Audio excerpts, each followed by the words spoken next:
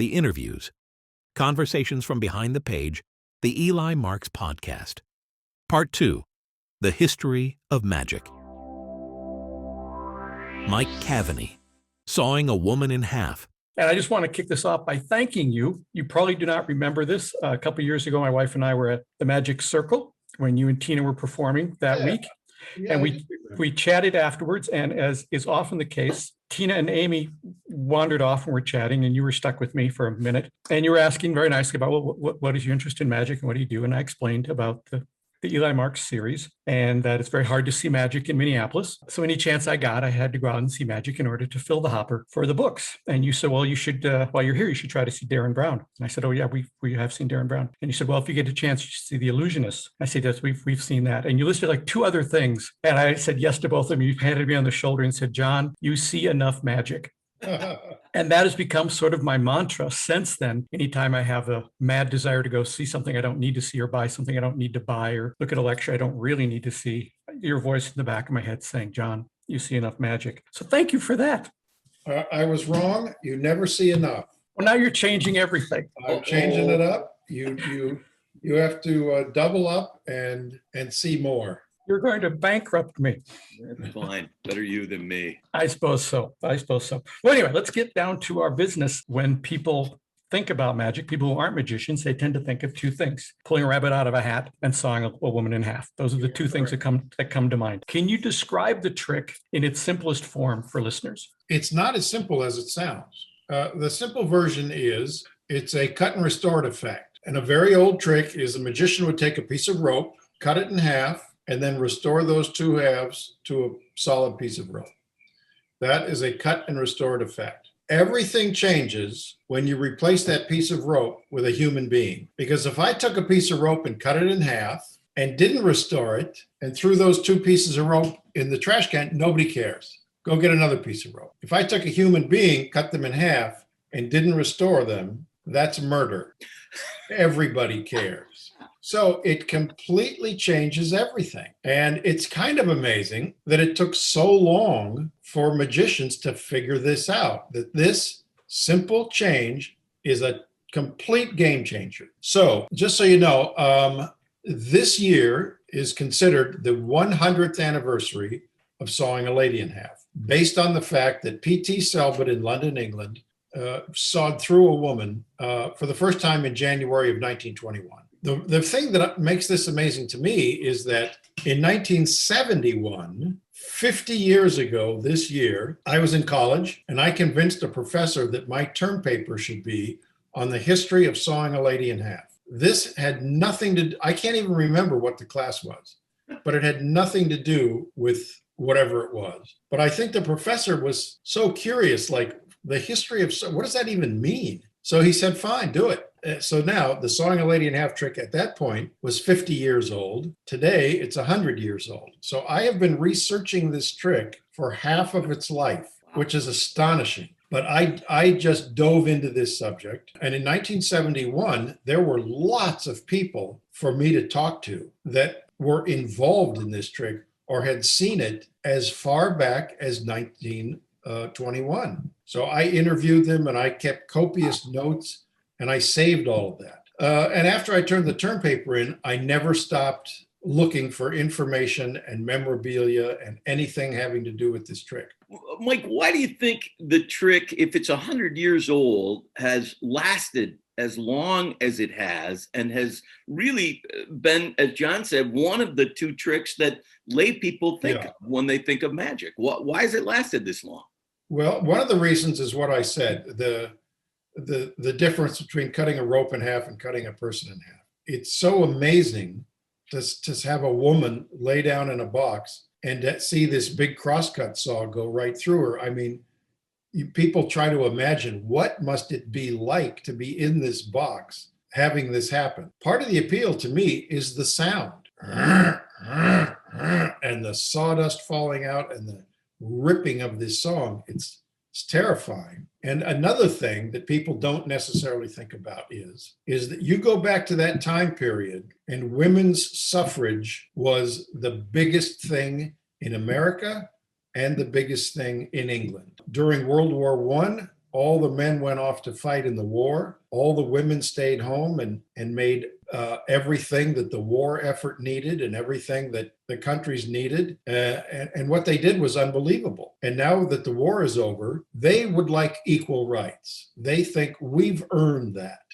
And of course, they were right. They did. We want the right to vote. And they're marching in the streets. And, it's a hugely contentious issue.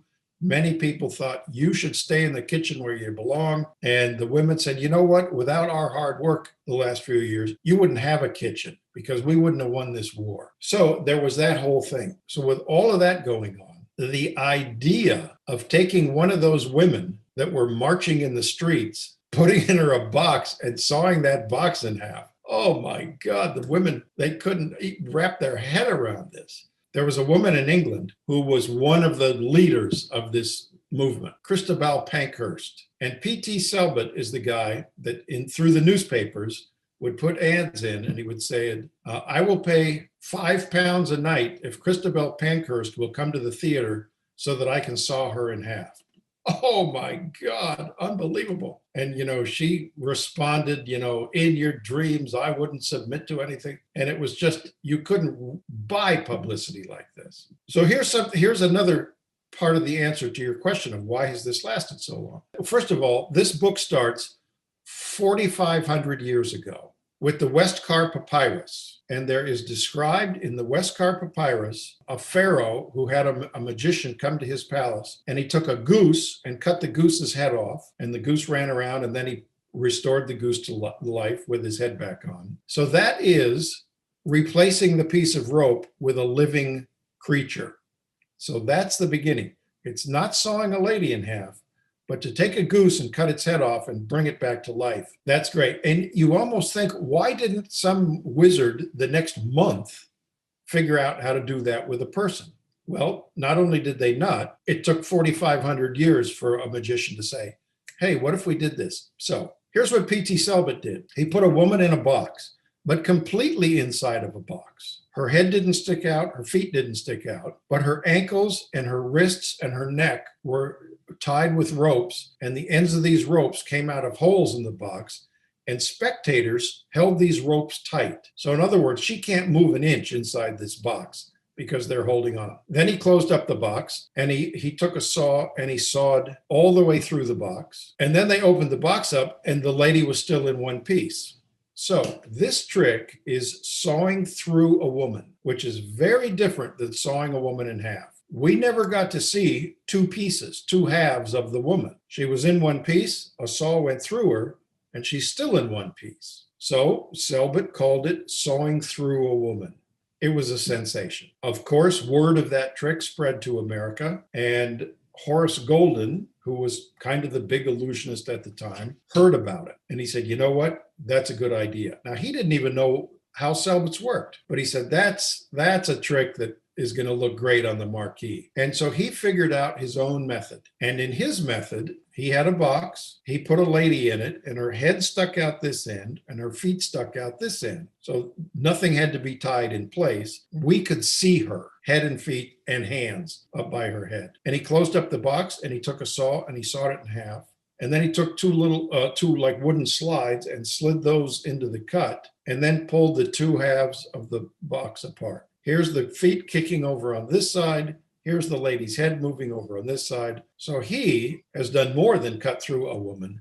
He has cut this woman into two pieces. He slid the two halves back together, opened up the box, and she was back in one piece again. So actually, two completely different tricks, sawing through a woman and sawing a woman in half. So Selbit is busy being a sensation in England. Golden's a sensation in America, and they're both doing these tricks. The Schubert organization, and yes, it's the Schuberts that run Broadway to this day, they decided we should have our own vaudeville circuit. They had tried this years earlier. It didn't work. And they were the kings of legitimate theater, but they really didn't know anything about running a vaudeville circuit. But they were determined that in 1921, they were going to start a national vaudeville circuit. And they hired P.T. Selbit to bring his new trick to come to America. And that's when Golden kind of panicked and said, I have to get my trick finished and up on stage so I can stake my claim to this, before Selbit arrives. And he did. He built this trick very crudely. He performed it at the SAM banquet, the Society of American Magicians in New York, in June of 1921. It wasn't even sawing a lady in half. This banquet was held at the Hotel McAlpin in New York City. He got a bellboy from the hotel and put this bellboy in the box. And in front of 250 magicians, sawed this poor kid in half. The apparatus that he built was very crude as it could be, to the point where the magician saw this and said, you know what, it's so obvious how this works. You know, it's a good idea, but it's not going to fool anybody. Well, at that banquet was Howard Thurston, and Howard Thurston and Horace Golden hated each other for various reasons. But Carl Rossini was there. He was friends to both of them. And he said, come on, you guys have to get together. So he dragged Thurston over to Golden and said, come on, both you guys are great illusionists. You both live in the same neighborhood. You need to be friends. So they kind of spoke that night. And Thurston said, hey, I think this is a good idea. And I'd like to buy the rights from you to do this trick. And not only will I pay you money, but I'll have my shop build 2 new props, one for me, one for you, but they'll be 10 times better than the one that you have. So normally you would think that a magician would say, no, no, no, I want to be the only guy doing this trick, which would make sense. But in those days, there was vaudeville, and Horace Golden was a vaudevillian. And that means that he might do 30 or 40 minutes as the headline act, but there were always 5 or 6 other acts on the bill. And he did a week here and a week here and a week here, and it was always on these vaudeville chains. And if you were booked by the Keith Albee vaudeville chain, the #1 chain in America, they could keep you busy for a year, easy, hopscotching around the country, mostly in the eastern states. And Thurston was his own show. Thurston did a 2.5 hour show every night, and that had nothing to do with vaudeville. So Golden thought, as long as Thurston stays in his theaters and doesn't dip his toe into the vaudeville world where I exist, I think we're both okay. So he agreed, and Thurston paid him $1,000, a lot of money. And then he built these 2 new props, and Golden started performing in vaudeville, his sawing a lady in half. Then Selbit arrived. Actually, it wasn't quite that easy. Golden is getting so much publicity with his new trick, the talk of the town, that the Selbit people said, you know what, bringing Selbit over here, forget it, we're too late. So they wired Selbit and said, look, forget it.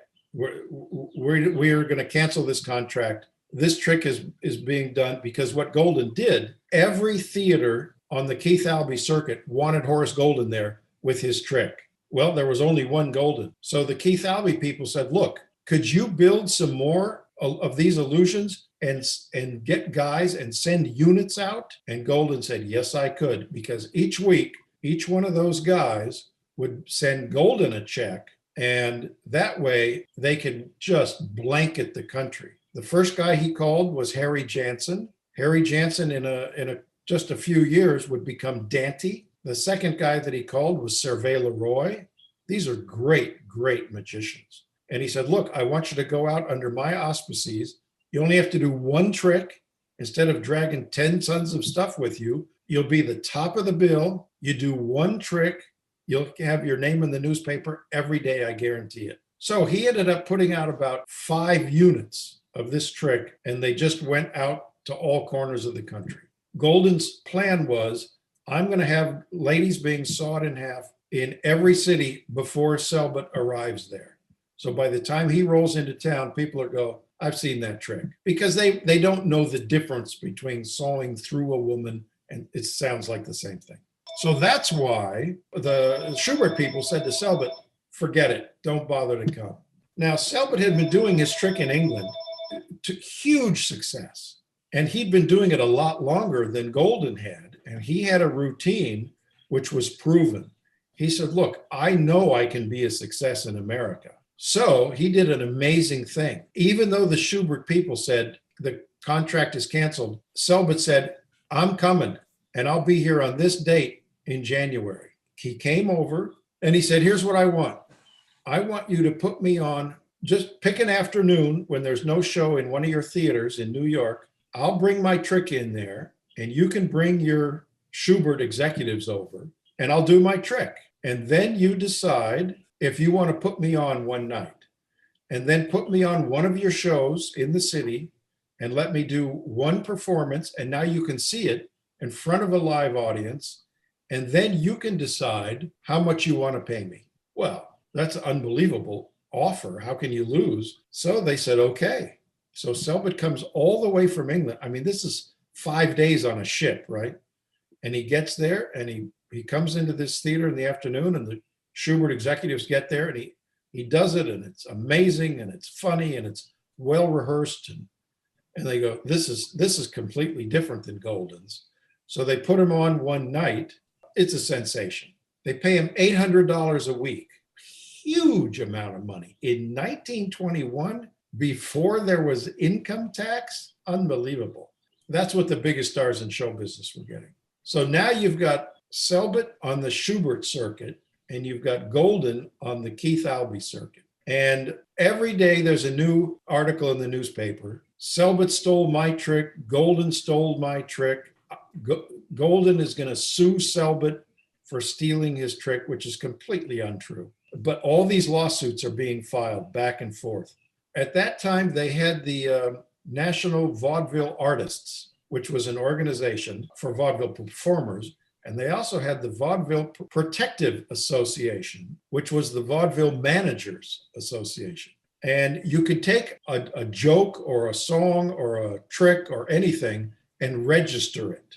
Before Selbit landed, Horace Golden went to the NVA, the National Vaudeville Artists, and he said, I want to register the name Sawing a Lady in Half, Sawing a Lady in Two, Sawing Through a Woman, Sawing a Person in Half. Every possible version of that trick, he registered all those names. So when Selbit arrives from England, he said, yes, I'm here to perform my Sawing Through a Woman trick. Can't do that. Can't use that name. What? Okay, I'm going to do the sawing a woman in half. Nope, can't use that. Okay, I'm going to do Sawing a Woman in Two. Sorry, it's already taken. So he ended up saying, how about the Great Divide? And they go down the list. Yep, you can call it the Great Divide. So it was really backstabbing kind of stuff. So meanwhile, all the other magicians, the good magicians and the absolute bottom rung of the ladder magicians, are seeing that if they build a Sawing a Woman in Half trick and add it to their act, they will go from the bottom rung of the vaudeville ladder to headline status. All of these magicians sawing women in half. And it drives Horace Golden nuts. And he hires an army of lawyers to go after every one of these guys, drag them into court, and close them down legally. For Horace Golden, this is like playing whack-a-mole. Every time he legally closed this guy down, 3 more guys popped up over here, and they're sawing women in half as fast as they can. The Schubert people say to Selbit, Golden's got all these guys out there. Can you teach some magicians how to do your version, and we'll send our own? He says, absolutely. Selbit had 7 units out across America. They're bumping into each other out there all the time, and the newspapers love it. In one newspaper, a Selbit act arrived the same week as the Golden guy. And so now they're like competing theaters across the street, sawing through a woman, sawing a woman in half. And the local newspaper had reviewers go to each theater, and they ran the review of each one side by side in the newspaper. So you could read what this guy did and then read what this guy did and probably say, well, I got to go see both of these to see which one's the best. It was unbelievable. By the end of the year, Selbit goes, you know what? He had tremendous success. And it's amazing because in most magic history books that you look at, it says Selbit came to America. Golden had already established his trick. There was nothing Selbit could do. He turned around and sailed back to England completely defeated. Absolutely not true. The exact opposite is what happened. He came, he made $800 a week. He went from the Atlantic coast to the Pacific coast. He had all these units out getting paid from them every week. And after about 3 months, he said, you know what? I've kind of done what I came to do. I established my trick. Everybody saw my trick. All these guys are still doing it over here. So he said to the Schubert people, I think I'm done. I'm going to go back to England. I'll do a second season in England, but there's lots of other tricks that I want to invent. He went back home, did a second season throughout England in all the provincial theaters, and then did what he always did, invented new illusions. But he had learned a valuable lesson, and that is to invent an illusion where a woman is cut in half or crushed or spiked or all of these torture devices with a pretty young lady in it. And that's guaranteed success. Golden couldn't let go of the sewing, and he continued to sue people virtually for the rest of his life. Mike, you talked about in '93, you recreated Dante sawing a woman in half at the Los Angeles Conference on Magic History, but you used the original equipment. Yes. How did you get that equipment, and what? Talk about that experience. Okay, great question. And I love talking about this because that one night, I can honestly say, was one of the highlights of my entire career. I get chills just thinking about it, and I'll try to tell you why. You have to go back to 1921 when Howard Thurston said to Horace Golden, I'll give you $1,000 for the rights, and in my workshop, we'll build 2 new props that are beautiful, and you'll have a new one. Well, the guy that Thurston hired to work in his workshop was a young Harry Jansen, who was already a great magician. He had already toured the world once with an illusion show. He had also run an illusion building company in Chicago, the Halton and Jansen Company. So he was an experienced builder and was very familiar with illusion design. And there's a lot to designing a deceptive illusion. So Harry Jansen is the one that built these first 2 really good sawing in half boxes. And then when he became Dante and he went out around the world and he performed this trick for the rest of his career, his long career, he lived until 1955. About 3 times during his career, he rebuilt this trick using all of the new technology or the new subtleties that he had figured out. And each version was better and better. And the third version that he built, I would say, was an absolute masterpiece of deception and construction. When Dante retired, he bought a ranch in Southern California where I live. I never knew him because he died when I was just a little tiny kid, but his son, Al Jansen, still lived at the ranch when I was a teenager. And Dante's show was still stored out there.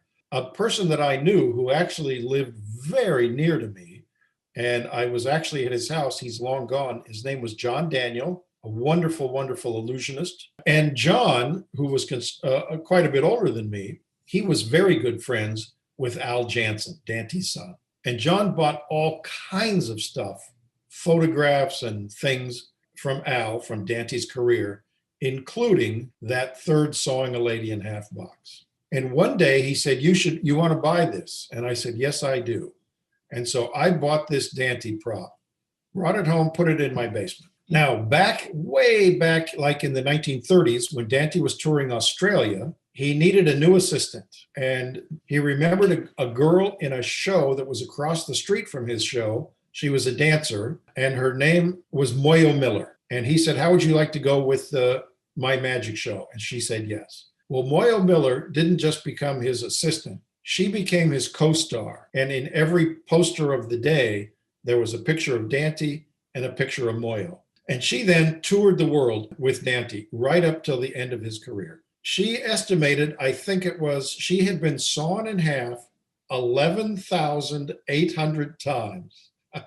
I don't know who was keeping score, but Moyo always told me that because I knew Moyo, a wonderful, wonderful lady. And when you hear about people saying this person has the it factor, or this person, walks into a room and lights up the room, I haven't known many people like that, but Moyo was one of them. And her husband, amazingly, Arturo Montes, was also an assistant on the Dante show. Arturo was the one who largely built this Sawing a Lady in Half illusion that I now owned. So when they came over once to visit, we went down in the basement and I wanted them to see it. They hadn't seen this trick in decades. Moyo was in her late 70s at this point. And I can't believe I said this, but I did. And I said, Moyo, do you think you could still do this trick? But before I could say anything else, she kicked her shoes off. She hopped up on this table, crawled into the box, laid down, and she said, yeah, I don't think it would be a problem. I said, okay, here's what's going to happen. I said, we do a magic history conference every other year. At the next one, I want to saw you in half in the old box that you used to do it in with Dante. And I want Arturo to be on the other end of the saw. They thought this was a great idea. So at that year's conference, I did a little talk about the history of the sawing trick and said, and now we've got a little treat for everybody. And the curtain opened, and there's Dante's beautiful prop on the stage. Now, again, for this conference is for magic historians. Everybody in this audience, they know the story of Dante. They know the basic history of sawing a lady in half, and they know that Moyo Miller is a rock star in the magic world.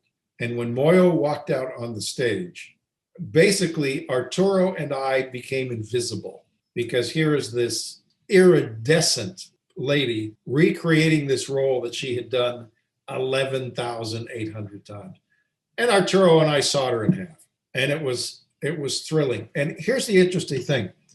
I love this story. David Copperfield used to come to my house, and he would see this prop, and he would say, you got to sell me this prop. And I said, Dave, you're not buying this prop. It's come on. You got to sell me this prop. And I used to say, David, you don't have enough money to buy this prop. That drove him crazy, because he has enough money to buy anything on earth. I said, you have enough money to buy anything on earth except this trick. And it drove him nuts. And then I sawed Moyo in half. And I thought, what am I going to ever do with this prop that tops that night? It's impossible. I have gone to the top of the mountain with this thing. And I called David and said, hey, you want this trick? You can't buy it, but you can trade me for it. So we did a great trade. And now that Dante sawing a lady in half has a prominent place in David's museum. And it looks, instead of sitting in my basement where nobody sees it, it looks fantastic in his museum. Right next to it is Moyo's costume that she wore doing this trick. And it's in the right place. So as you've researched this over the years, is there a variation on the illusion that you think is your favorite, or is there one that you think was just the craziest take on it that you've seen? So your first question was, why has this trick managed to last 100 years? And I think one of the very good answers to that is it continually gets reinvented. There's always a new version of this trick. Some of them are the most harebrained ideas you've ever heard in your life, and other ones are unbelievably clever. Back in the 20s, when all these lawsuits were going on, what the newspapers love to do when they're reporting on these lawsuits is explain how Horace Golden's trick worked. So while Golden's trying to stop this one guy from performing it, the newspapers just told 1 million people exactly how it worked. At some point you would wonder, is there anybody left in America that doesn't know the secret to this trick, even if they've never seen it performed? You open up a magazine, you open up the newspaper, and in your face are some little line drawings that show exactly how it works. So as those exposures continued, and I'll name one in particular, this happened in 1933, the Reynolds Tobacco Company, the Camel cigarettes, their big product, was like in second place behind Lucky Strikes. They said, we got to do something. We got to do something to promote our Camel cigarettes. And some genius said, we'll make comic strips like kids read in the Sunday paper, and we'll expose magic tricks. And each week we'll expose a new trick and say, and don't forget, Camel cigarettes are the cigarettes you should be smoking. Huge advertising campaign. Every magazine you could think of had a full page, full color ad with beautiful artwork. I mean, collectible artwork. And of course, one week they exposed sawing a lady in half. Horace Golden went crazy. Millions of people read this. So it's a huge, huge deal. So what magicians did was they kept inventing this trick. And one of the tricks, which every magician, if you were to ask today, who invented the buzzsaw illusion? And as you know, the buzzsaw illusion, there is no box. The lady lays on a table. We see her laying on a tabletop, and a huge spinning circular saw blade cuts right through the middle of her. I mean, there's like no apparatus, there's nothing hidden. It's in your face. There's the lady, there's the blade.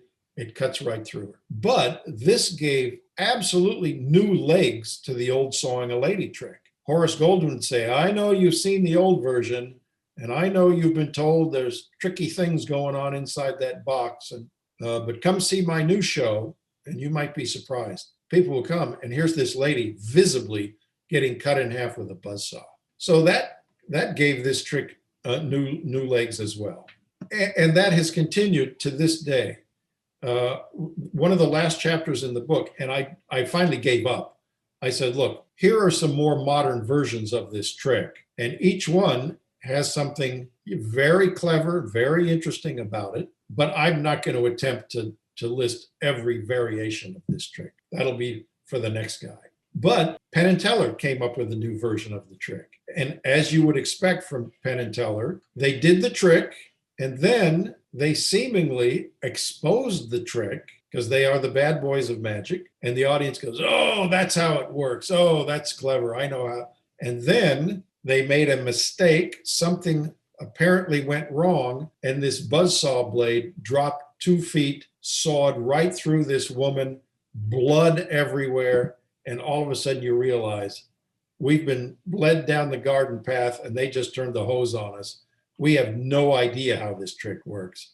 And it's just as great in their hands as it was 100 years ago. So I think that the real answer is magicians are constantly trying to reinvent this trick. Rob Zabrecky, Houdini and Debunking. Do you see there a difference between being a skeptic and a debunker? Oh, 100%. I mean, like Houdini's probably the best example, although he was called both I've seen in print referred to as both of those things. But you do the deep dive on Houdini and you learn that he wanted to believe all along. This is something he really wanted. And unfortunately, he never found any proof of the afterlife. But man, if anyone searched, it was definitely Houdini. I mean, he went as far as you may well know to costume himself. He worked with Scientific American magazine when they were offering $10,000 to anyone who could produce genuine, spiritualistic phenomena, and debunked Marjorie, who was known as the Boston medium. There's a big scandal there. Would you consider yourself a skeptic as well? Where do you stand on that? Oh, firmly on. I think you get one life, and it's here, the one that you and I are mutually, I think, experiencing, if my perceptions are correct at this point in time in my existence.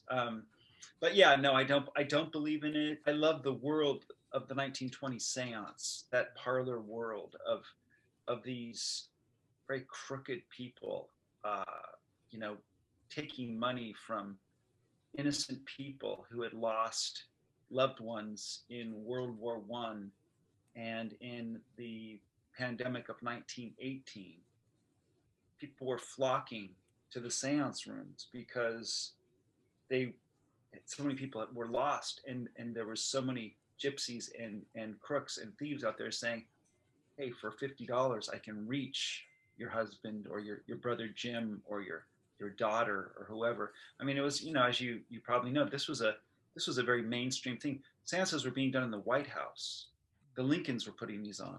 They were hosting seances. So it was a really commercial thing, and I just find that world so fascinating. For 10 years, I ran the Houdini seance at the Magic Castle, and the one line before going into the dark seance, which is of course very theatrical and spooky and fun and appeals a certain aesthetic that people love, is the line when I say, if you believe, you will receive. And it's the last thing I like to just kind of give everyone that million-mile stare, and then the lights come down. And hey, I get what the truth is, when all the lights are out in my house and I hear a sound in the other room, I kind of, maybe for a second I do believe in spirit, something, or or a predator. I don't know. How often do you run into someone when doing the Houdini seance who, when it's over, is convinced it was real? Okay, that's a good question. The answer is too often, because the fact that it happens at all is astonishing to me. Primarily because if you know the Houdini seance experience at the Magic Castle, it is Disneyland in the 1960s. So, it's a real show. Mhm. And I don't think that's fooling anyone.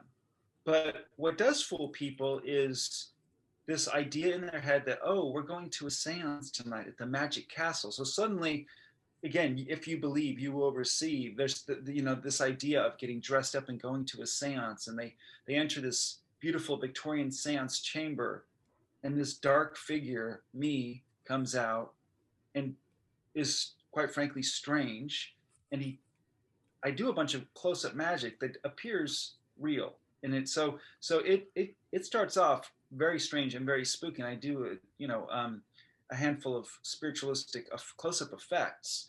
So this all seems like there might be, there might be something here for this. So people that want to believe that there's going to be something here.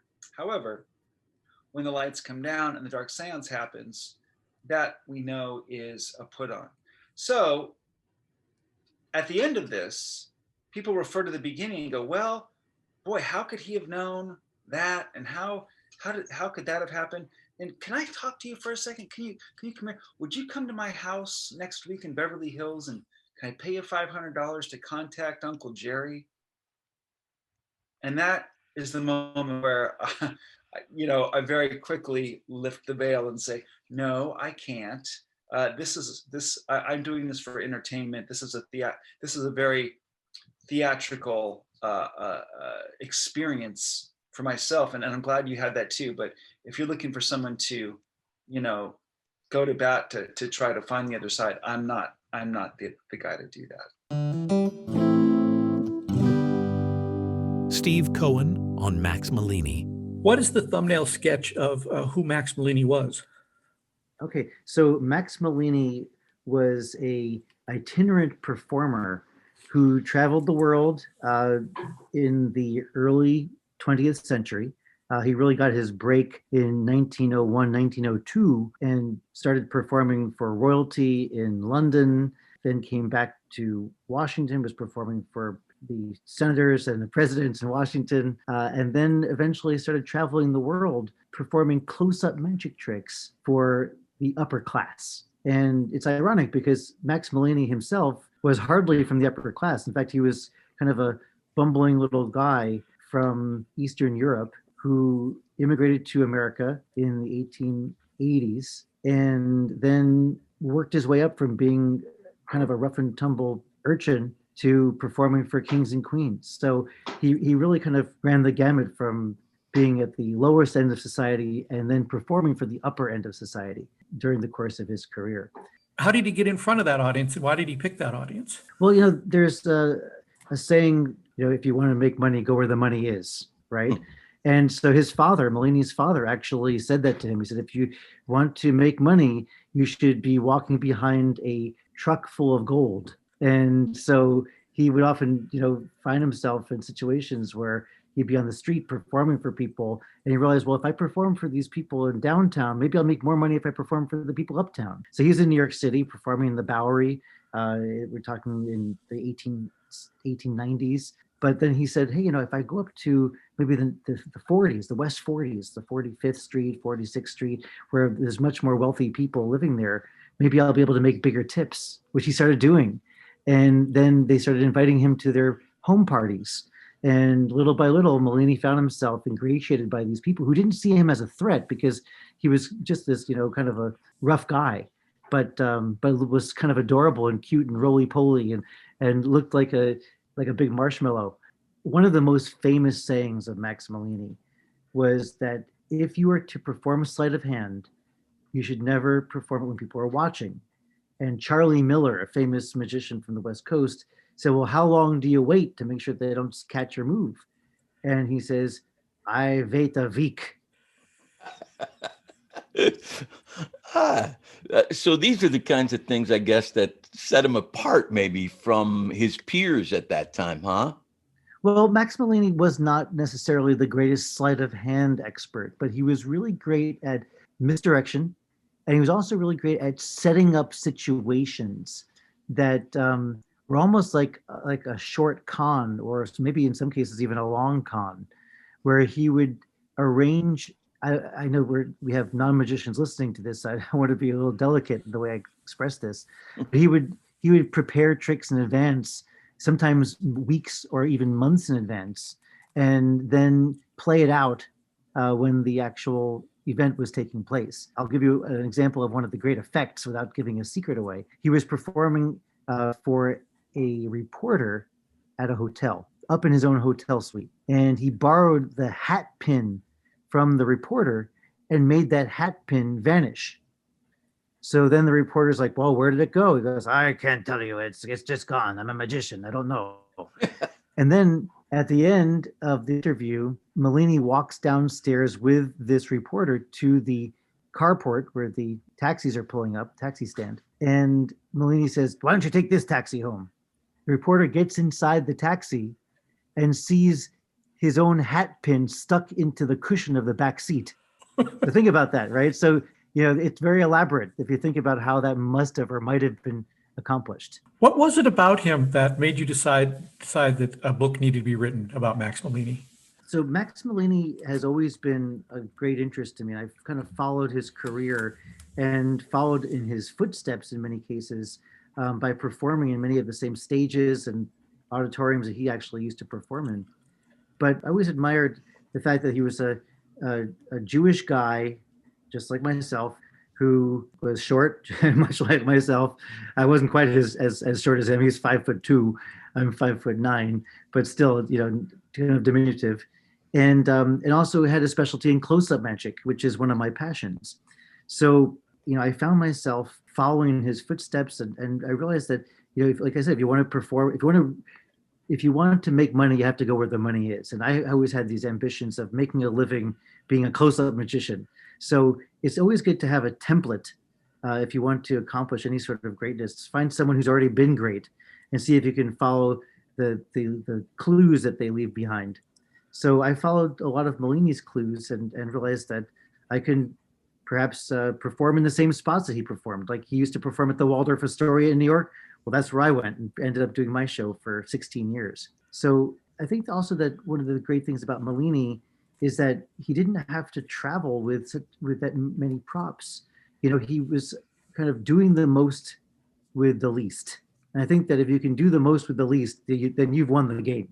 So that's one of my mantras, is to see if you can do the most with the least. In your research, do you know how Malini developed the card stab? Sure. So if you look at The Expert at the Card Table by S.W. Erdnase, you'll find a trick that's described in detail called the divining rod. And the divining rod is essentially the Malini card stab using just one card.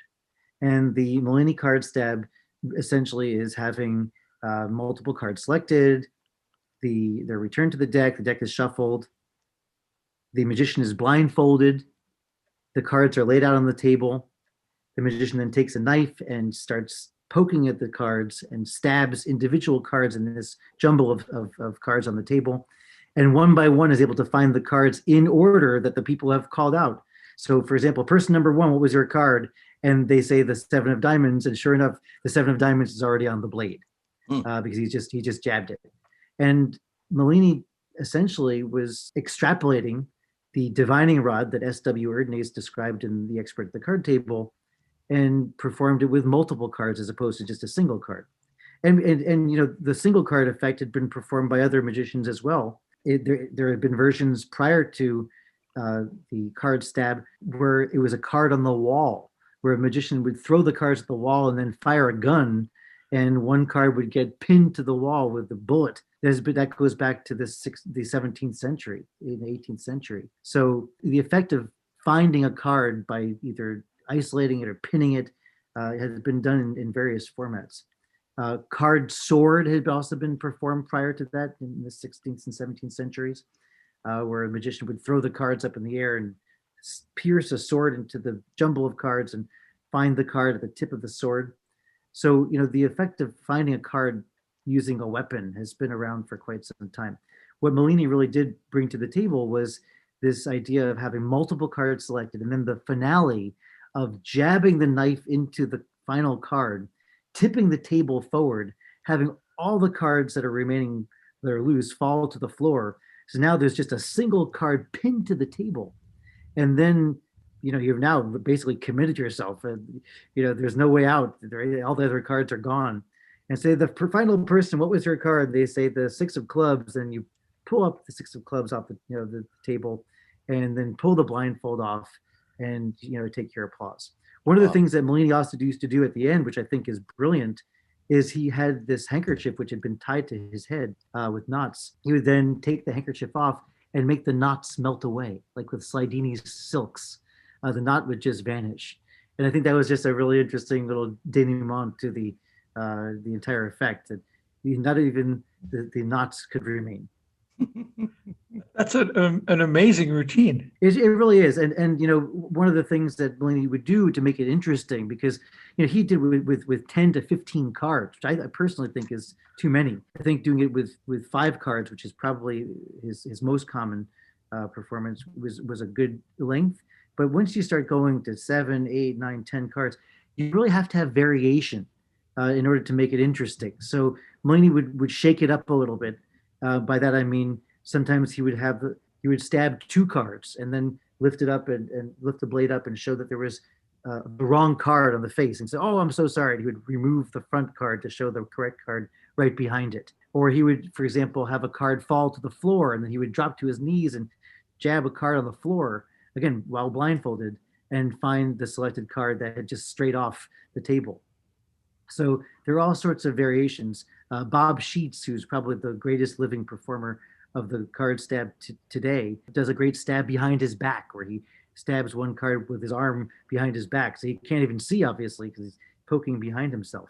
There's all different ways to make it intriguing, and you have to give texture to the performance, which is what Malini was able to do. Have you ever worked that into your act, any form of the card stab? I've performed the Malini card stab. It gets incredible reactions. I haven't made it a regular part of my show simply because, like I mentioned, you end up with a mess on the floor. And I don't want to have a mess in the middle of my show on the floor. It might end up being a closer, but I've never put it into that position. So I've used it in private performances, but never in the public show. Do you bring your own table when you do that? It's a great question. So one of the great ideas that Johnny Thompson brought to the table was that, if you start stabbing people's tables, they can get angry, right? You go to someone's house and you leave a gashing mark in their table, they're never going to forgive you. So what Johnny Thompson brought to the table was using a wooden cutting board, like a kitchen cutting board you can find in a dollar store. This way you're stabbing into this surface that's meant to have blades impaled in it. And so that's what I've done before, is I've used a wooden cutting board.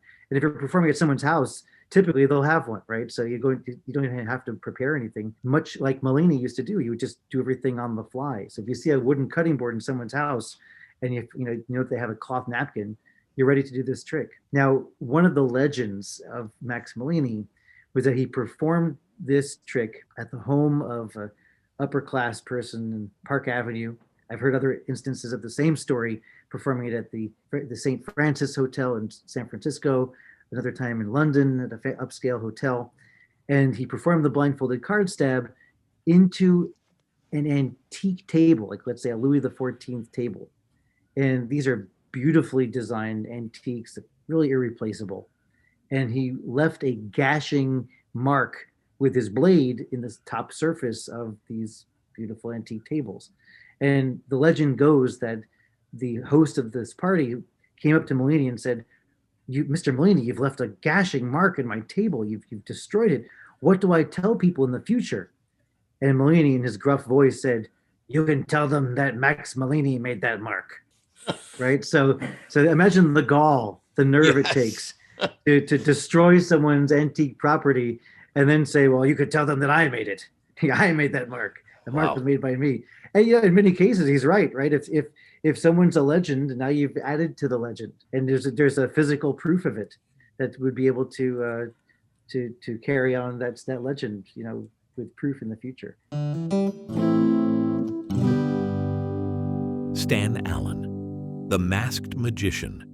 For the uninitiated, and Jim is one of them because he was working every night in a show when the Masked Magician came on. For the uninitiated, what was that program? What was it called? Breaking the Code or something like that. It was called Breaking the Magician's Code, Magic's Biggest Secrets Finally Revealed. It rolls right off the tongue, doesn't it? No question. Well, we first started hearing rumor about it March, April, May of 1997, but it was, oddly enough, and the irony is not lost here, it was kept very tight-lipped over at the television network. And then the first one popped up, I guess, late November 1997, and it was a 1-hour show that was based on, we're going to tell you how all the magicians do their secrets. And it attracted over 24 million viewers who not only tuned in, they stayed tuned in throughout the show. And that first effect gave away things like Girl to Tiger, Shadow Box, Levitating a Woman, Zigzag Girl, Metamorphosis, Sawing. And just because everybody wants to be able to do, they added the Vanishing Elephant, because we all have that in our repertoire. I'm so sick and tired of seeing magicians vanishing elephants. I have to feed mine before this podcast is over. So if I step away, it's because I'm feeding the elephant. I understand. I have to bathe mine, which you know how difficult that is. Really, very, very bad. So you knew you were hearing rumors about it? Yeah, the thing about being in what I learned through Magic Magazine is that if you publish news every month on time, people give you more and more news. Now, some of it's credible, some of it isn't credible. And we had a source that not only told us it was coming, they told us what it was going to be, and they told us who the person was. But we could not get second source on any of that. And so we did not run it. We just ran a news blurb that rumors have it, this is coming out. And we did not list the magician's name, Val. And then the first special aired, and pretty much about that point, everything hit the fan. So what was the reaction? Well, the reaction was, what's a good word for hate? I guess that works. That works. That's a good word. You're the writer. I used to be an editor. Is it volatile? I would never use a word that large. Okay, got it. No word I read. Okay. Yeah, this is why we had Max Maven writing for us. He had the big words. We just knows all the words. He did know all the words. Quick aside story, though. Yeah. I got a phone call late night one night. We had sent the magazine into print, and in those days, they pulled out film, and then they made plates from the film. And there was a guy who worked all through the night pulling film out for all these magazines at this company. And this guy was very slow speaking, and his name was Notley. And I'd only talked to him once. I'd met him one time. He calls me at home and said that he was reading Parallax column, Max Maven's column. And Max had said that he could write with small words, and that he had actually used no less than 6 letters in any word in this column. And it was a great column because he was being taken to task for using big words. And Notley, in his slow fashion, just said, but he's got a 7-letter word in here. And he said, I am so sorry to bother you. I said, are you kidding? You just made my day, my week. I get to call Max Maven and say, you moron. And I just loved that. It was great. And then I asked him, I said, wait a minute. How did you catch it? What were you doing reading it? And he says, oh, no, Parallax is one of I read these things, okay, 1 or 2 articles a night, but Parallax is one of my favorite. I love him. That's great. So, I wouldn't have, people talk slow and we don't think they're as smart. No, he was right there. But I love that. No, there's a 7-letter word in there. Oh, that must have felt so good. Oh, God, yes. Fabulous. Okay. You said that the identity of the masked magician was kind of an open secret, was never really in doubt. In fact, I think you said that you even called Val the next day after the show aired, right? But he didn't own up to it? Right. I don't think I called him immediately. We finally got a second source, a makeup person. And also we could see the physical size of him and everything. And I knew Val. We worked in we didn't work in the same comedy clubs, but we worked at the Castle together once or twice, and we worked the same clubs, and we knew him.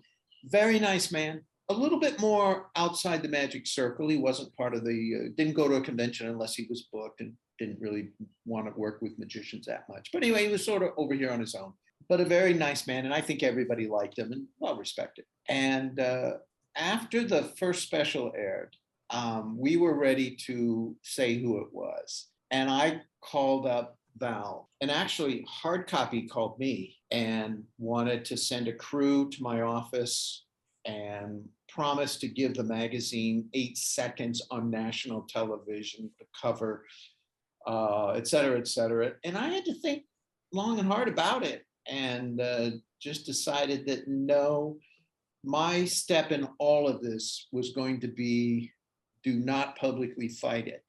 So I can't come out and appear on Hard Copy. So I called Val up and said, Hard Copy's going to get you. And he goes, what are you talking about? And I said, Val, are you the masked magician? They're saying you're the masked magician. Well, why would they say that? I don't know. Let's start with, are you the masked magician? And he answered with things like, me? Why me? How bizarre. And, you know, I had 3 kids. I was a kid once.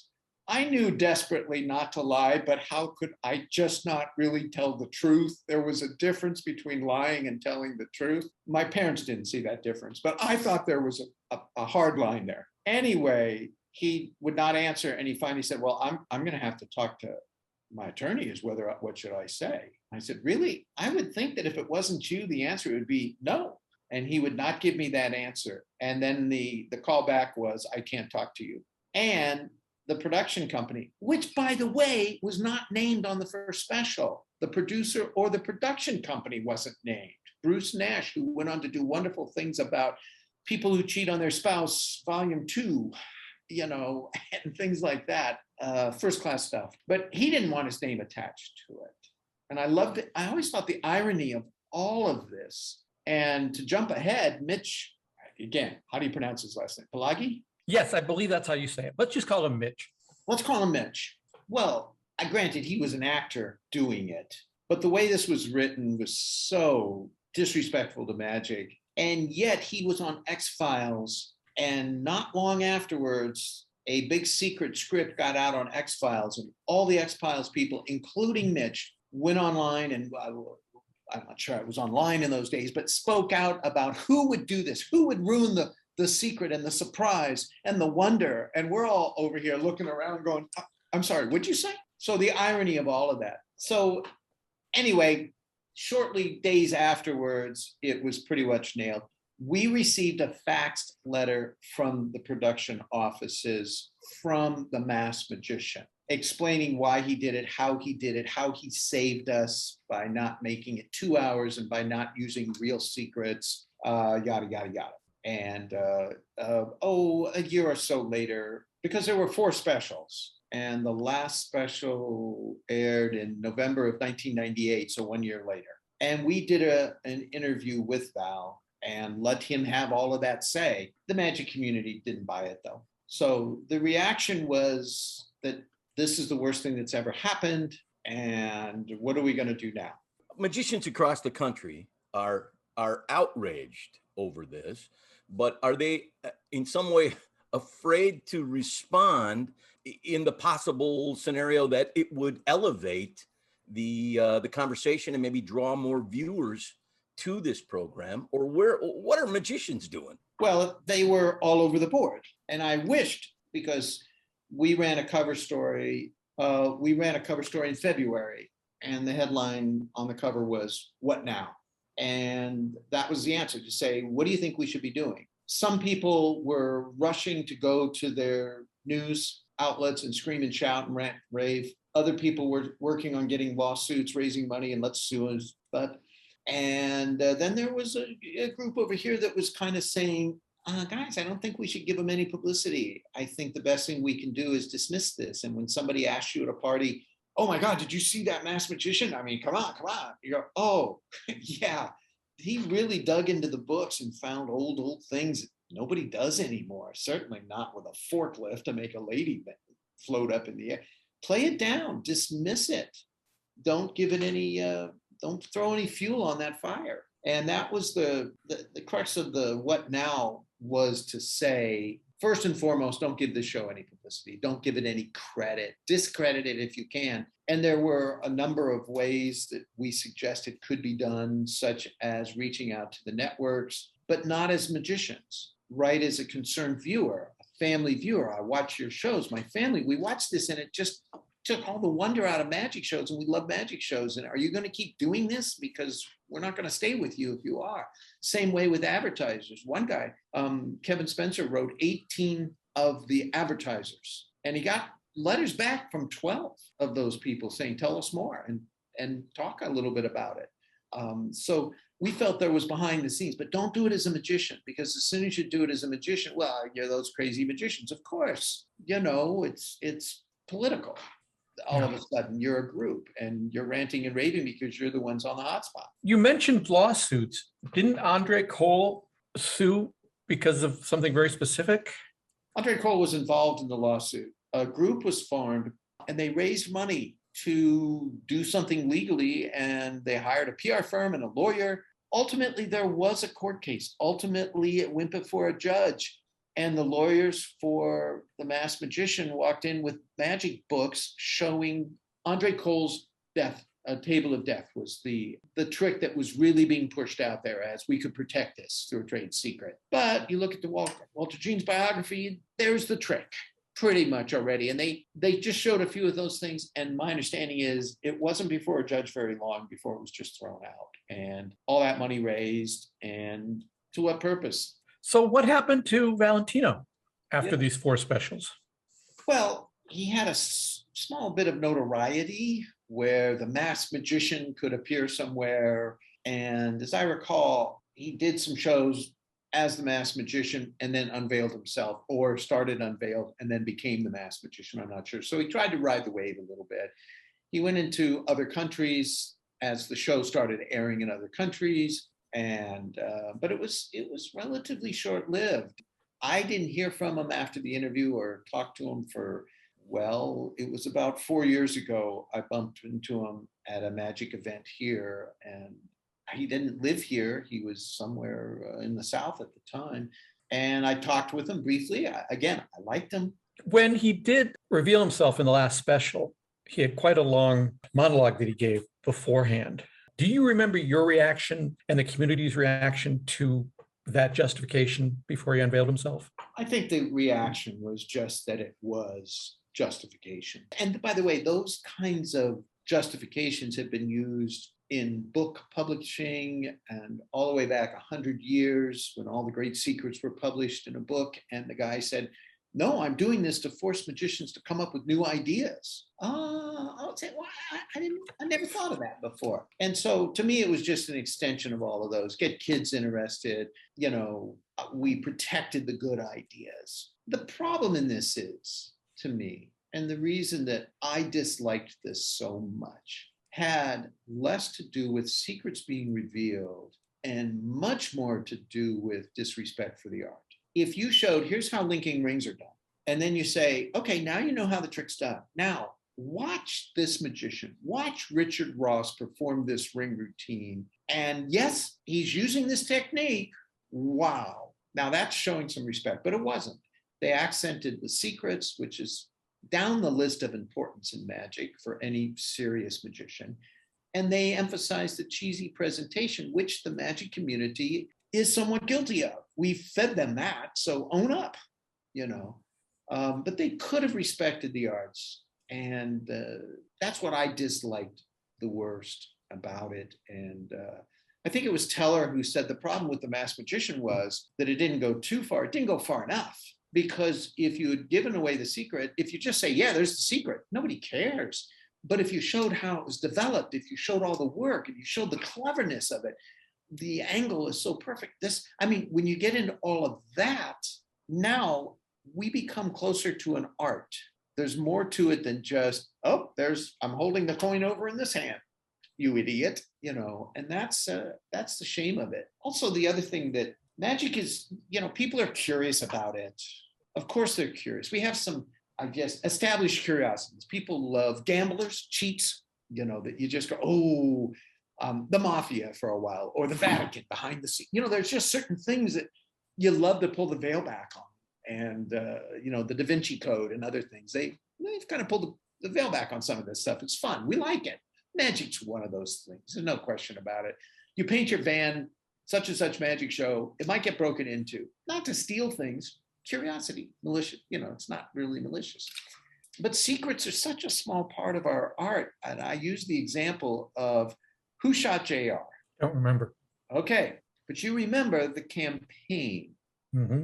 For a summer in 1980, everybody was talking about Who Shot JR? Whoever came up with that, genius, absolute genius. And when the show finally aired, they got a 76% share with estimated 83 million people. That's more people that voted in the presidential election of 1980. So the world remembers it. And they remember that happening. And I asked people at a Magic Live one time, raise your hands if you remember the phrase, Who Shot JR? Almost the entire audience, certainly those of age. How many people remember who actually shot JR? 10%? 15%? I have no idea. I don't know. And I think the answer there is, as soon as we found out who shot it, well, our curiosity is gone now. So we don't remember it. So when magicians freak out about secrets, they're not going to remember.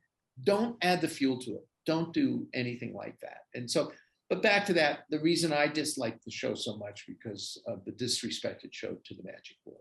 Impact on the magic world. Gee, there's been exposures on exposures. The largest of all time probably was the Camel cigarette ads of 1933. It was huge, 1,200 newspapers and magazines, big single page or double page spreads of it's fun to be fooled, but more fun to know. And 38 fairly popular effects were exposed. And that was a huge thing for about 8 months. And then the magic community moves on. At the time of The Masked Magician, we received information from people that said, I'm out of the business. I can't get booked. Nobody's going to book. I'm sorry, if The Masked Magician put you out of business, you were a little too close to being out of business already. If all of your stock is in your secret, if all you present out there is, I'm going to fool you with this trick, well, that's a bad investment. And it's not a question of if anybody finds out, it's when, So I don't think it had any lasting effect on magic at all. The thing that I wonder about is, I belong to, I'm a Freemason. And all of the things that are sort of secret in the Freemason world are available online. You can just look it up. You can read all of it. It's right there. And I have maintained all along, it doesn't really matter because it has nothing to do necessarily with that. It's the experience of the guy going through this that matters.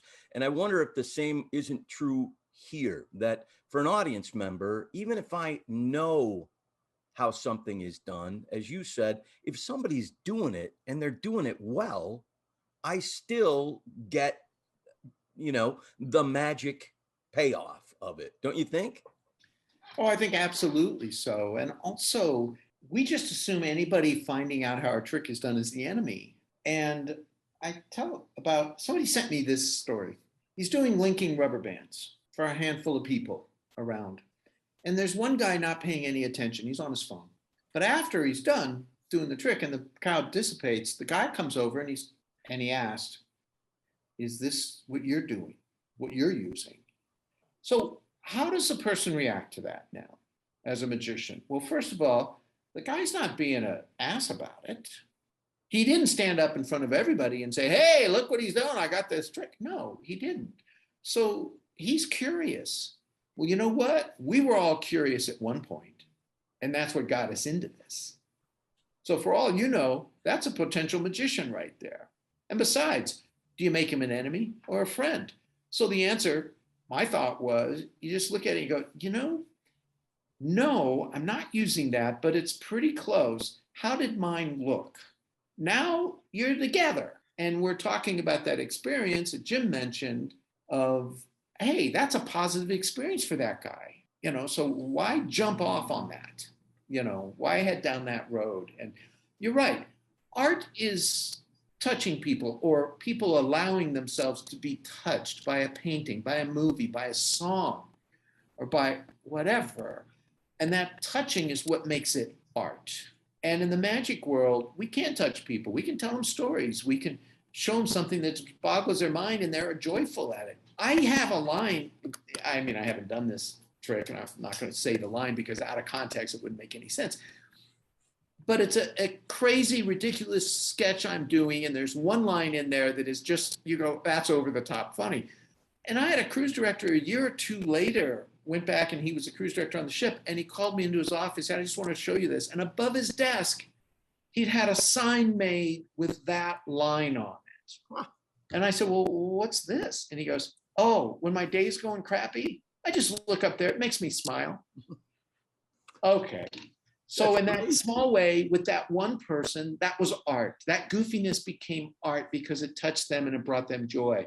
It might bring them sadness. It might bring them reflection, whatever it is. The worst thing you want in art is to be dismissed. If you walk by in the gallery, I look at a piece of art and go, yeah, right. And just keep going. That's dismissal. That's a failure. Now, maybe I'm just not the right person for it, but dismissal is failure. And if we invest totally in secrets, we're going to end up bankrupt. But that's the thing. Nobody cares about the secrets. They're not going to remember the secret. They're going to remember, what's the old expression? They're going to remember how you made them feel. That's it. They're going to remember how you made it feel. I'm just still curious about Valentino. In reading some of the articles that John was so kind to send me in preparation for this, it sounds, if you read between the lines, that it had, and I'm not blaming, I'm just saying, it sounds like it had everything to do with money, and most things do. So I'm okay with that. If the guy, but is his name in the magic fraternity? Because I would be willing to bet, in the same way that we can't remember who shot JR, that the general public may remember the masked magician, but if you said what was his real name, I think the majority of the general public would go, no idea. I don't think they ever had. Yeah, I don't think they ever had his real name that they would have recalled for any reason. Right.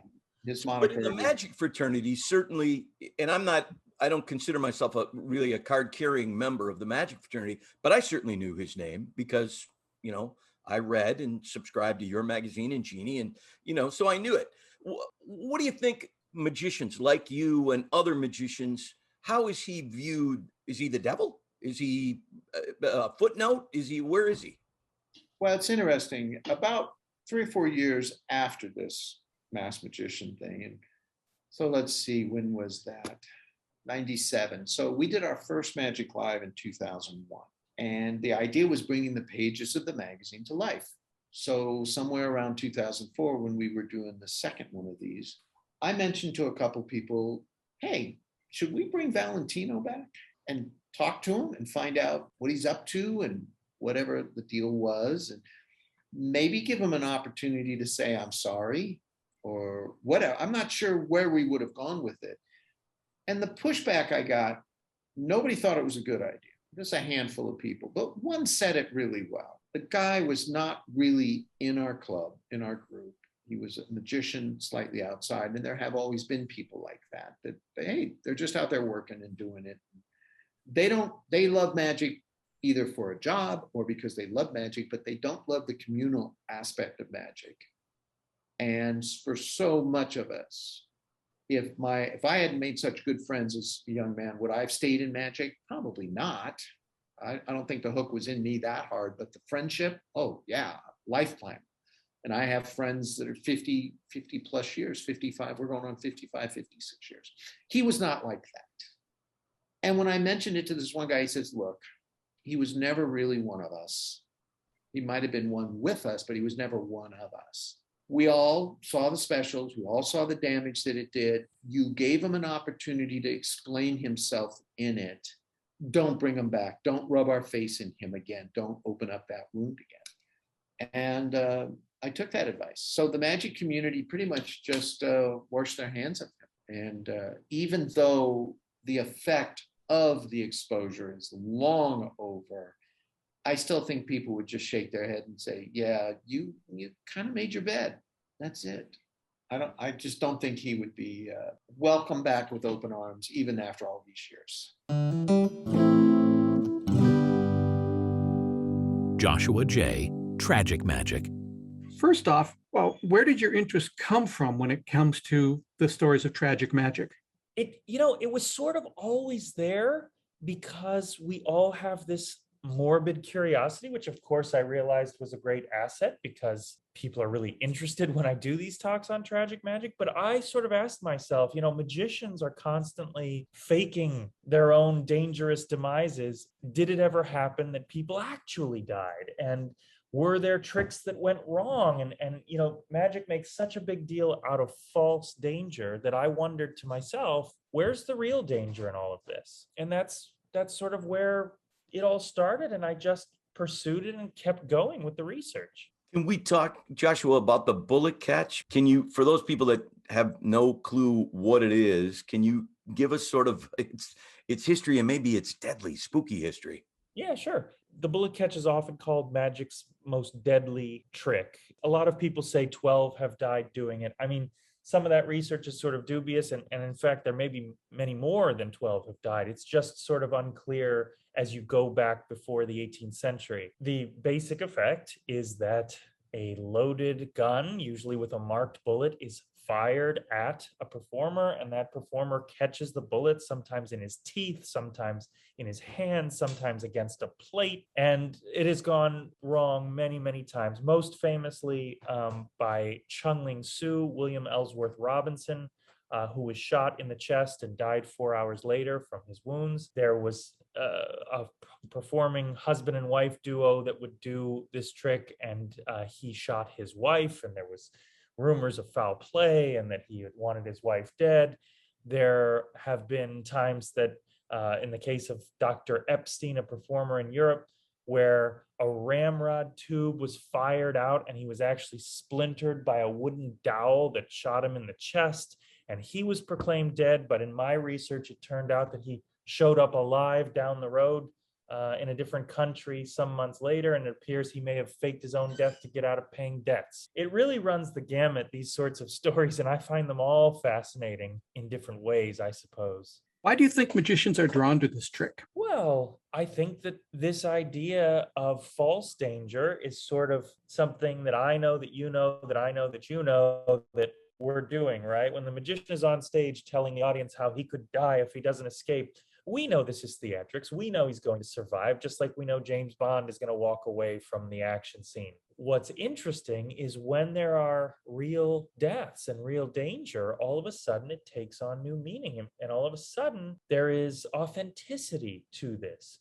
And I think that's what has made David Blaine so effective in the modern sphere, is because people know that I can't call them escapes, that his stunts have an element of authenticity to them. He has failed at some of the things he's tried to do.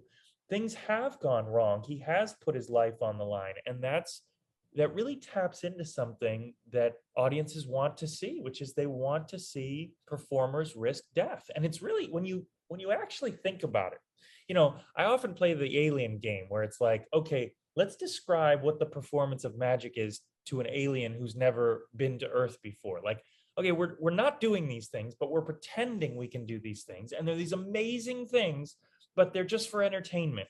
If you had to describe dangerous escapes and effects to people, it's like, yeah, they're going to risk their lives needlessly by walking across this tightrope or, trying to escape from a box that's on fire 500 feet above a building. Wait, why? What's the reason? And why do people like watching this? It's weird, don't you think? It is weird. Do you think, do you think that obviously it's been going on well before Houdini, but Houdini really kind of typifies that for audiences, this idea that, I am risking my life, even though, as you say, we on some level, we know the magician isn't really, because he's performing in Detroit tomorrow. So, right. But the reality of that may have been a little blurred for audiences in Houdini's generation. And David Blaine certainly is sort of the modern proponent of that sort of entertainment. Do you think Houdini sort of, jammed that up in us? I think Houdini certainly gets a lion's share of the credit for starting us off there. I mean, he sort of created his own lane as an escape artist. And that's what's important to recognize.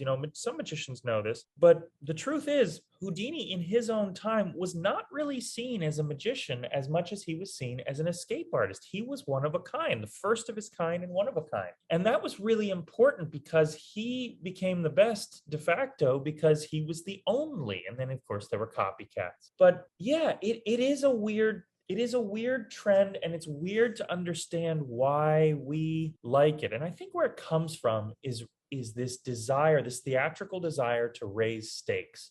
In magic, we're taught, and it's a very good rule generally, we're taught to make people care. How do you make people care about a card trick? Well, maybe it's a card trick race against time.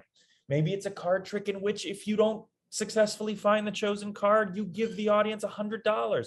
There are different ways to raise the stakes, but the most visceral way is through danger, is to actually say, look, many of these tricks, if they don't work, no big deal. I just don't get any applause.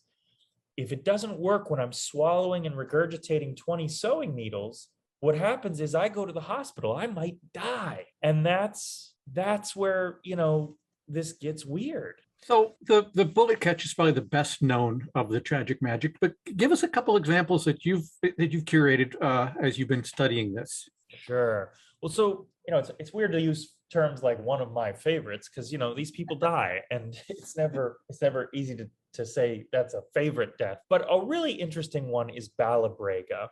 Balabrega was a magician who first came from Sweden, and he performed as the Swedish boy wonder when he was a kid. And he ultimately turned into a really great touring magician. And for any of your listeners, you should Google Balabrega. You'll come up with, there's just one really famous image. I have this image on a magic lithograph. It's very beautiful. He's a mustached fellow, and it's just one of the most iconic posters of all time. But the very short story about Balabrega is he was performing a trick called the Moth and the Flame, which was a very popular illusion that a few different illusionists of that time performed. This is in the, I believe, a little after the turn of the century, 19 teens, 20s, I believe. And he was performing the Santa Rosa Theater in Brazil. And in this illusion, what happens is he's got a big flame it's like a candle prop about 4 feet tall. And it looks like a little candle, but it's obviously like supersized. And he has dancers, 6 dancers dressed in beautiful lace costumes. And one by one, they do a little dance and they jump into the flame and they disappear one by one as they jump into the flame. It's a beautiful pyrotechnic illusion. But of course, at this early time, he needed to travel with a flammable source to put into the flame.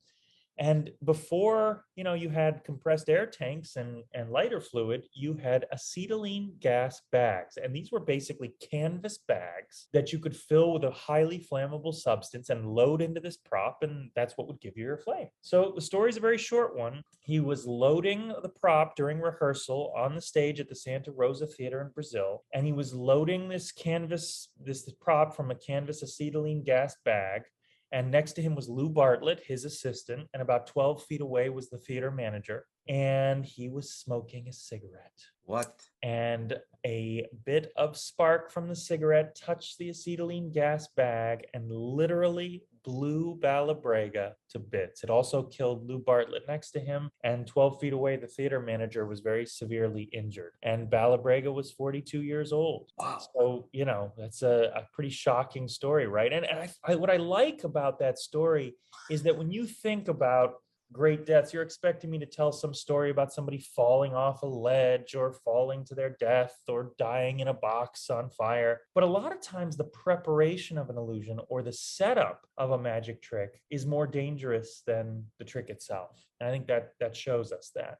Can I just ask a question? Have you ever been tempted to or wanted to perform either the bullet catch or some other illusion to put yourself in real danger, not theatrical danger, but real danger? Yeah, it's a very good question. I mean, the general answer is no. I think the more I learn and research, I spent about 5 years researching various tragic magic angles. And where I come out on that is that I recognize that I think it's a human flaw in all of us.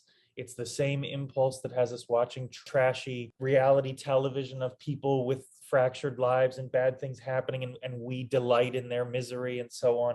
I think it comes from that sort of place, and I just don't want my work to reflect that. But to answer your question specifically, we filmed a TV pilot at one point. Sadly, it never aired, with the bullet catch. And it was one of the scariest things I ever did in my life. I did it in LA at a theater in LA, a one-time performance only thing. We had policemen there to mark the bullets and fire. And it was, I was chained to a post and catching it in my teeth. And it's super nerve-wracking, even when you're doing what all these other performers did, which is take precautions so that it doesn't it doesn't actually have to be dangerous, but there's always that risk. And so much of the time, particularly with the bullet catch, what's scary is that you don't have all the control. I do needle swallowing, which, if you do it properly, is a very safe trick to perform, but it's all on you, right? And I mean, I just talked to a performer not even 2 months ago who had to go to the emergency room because he violated the one thing you can't do when you do the needle swallowing trick. And I was like, why on earth would you do blank? And I don't want to say what it is because there is a secret to this illusion. But he just was sort of like, I don't know. I was psyched out. I was sitting there saying to myself, don't do this, don't do this, don't do this. And then he did that. It's like the one thing you don't want to do, but he did this.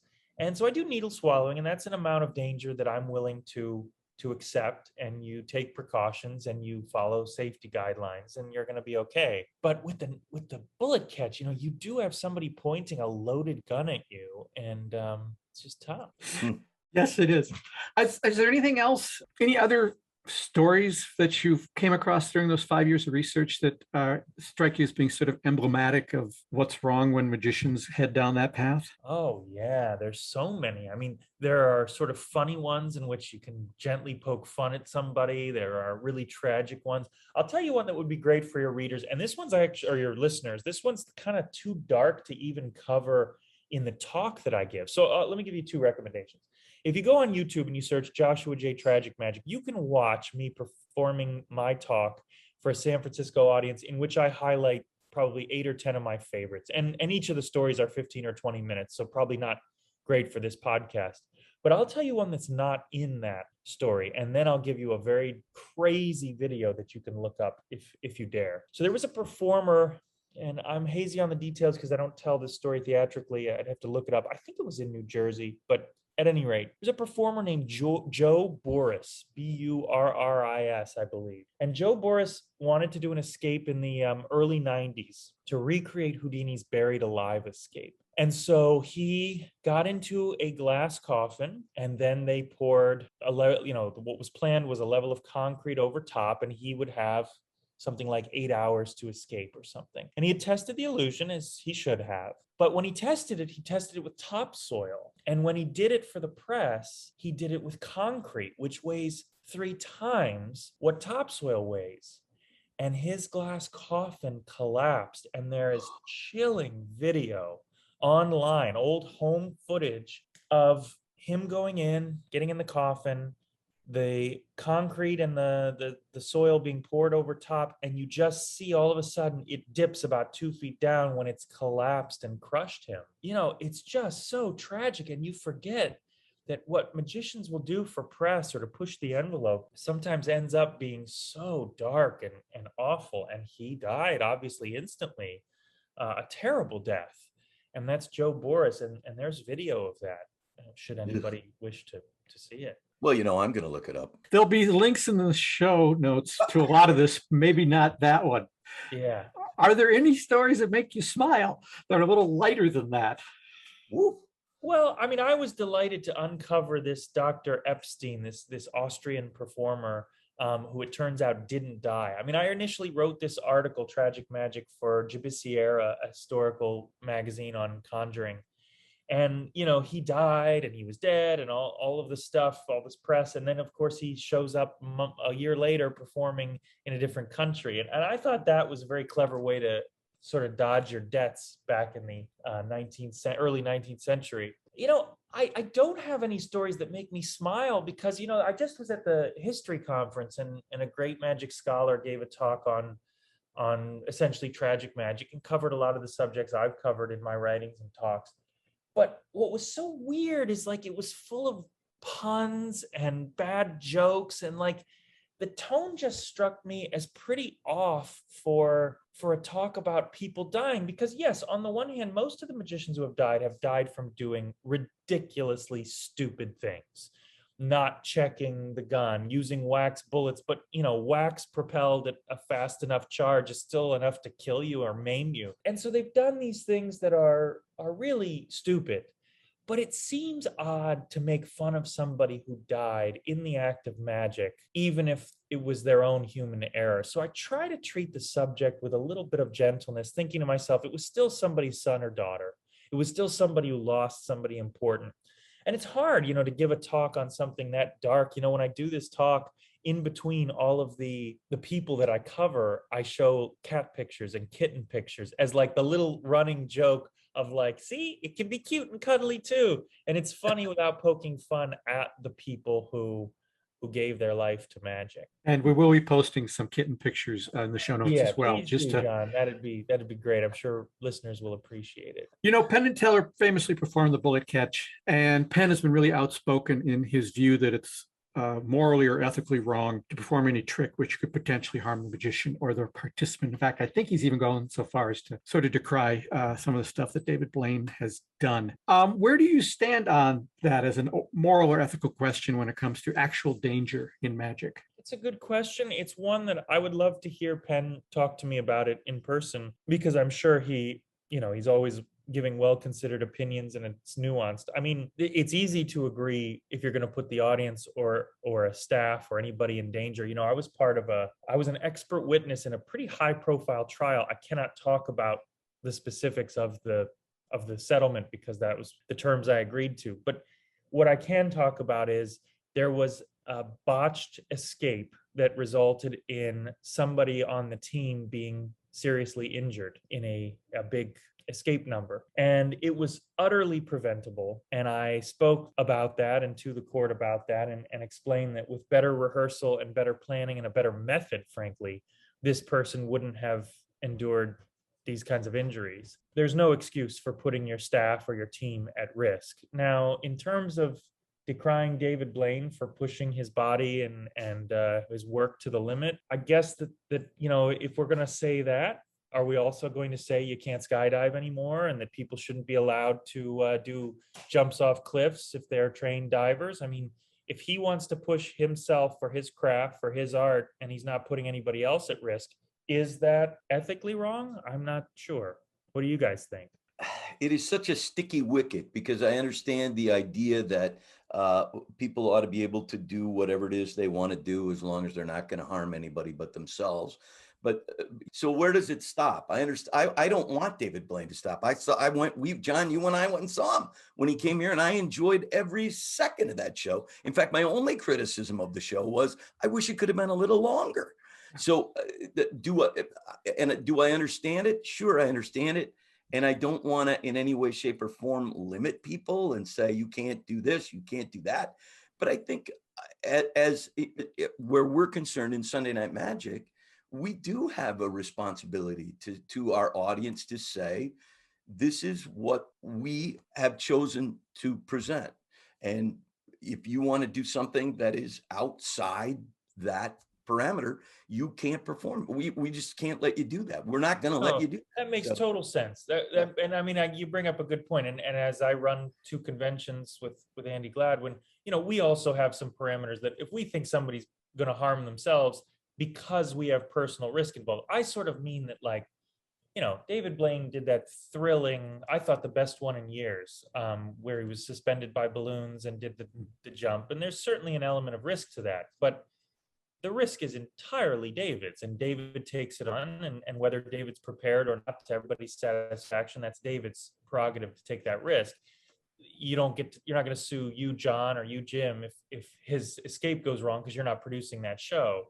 I sort of, without knowing what Penn said, I guess as I think through this, I think David does have a right to do an escape that he feels he can succeed at and do. in that section. But of course, if David came to you and said, I want to do it on Sunday Night Magic, you guys as the producers have the right to go, I don't think so.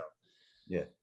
Exactly. You're in sort of an interesting, unique position because not only are you a working magician, but you also run a company that markets and sells magic products and books, you and Andy together. Have you ever run into an issue where you looked at something you were thinking of selling and went, we can't, no, that's too dangerous?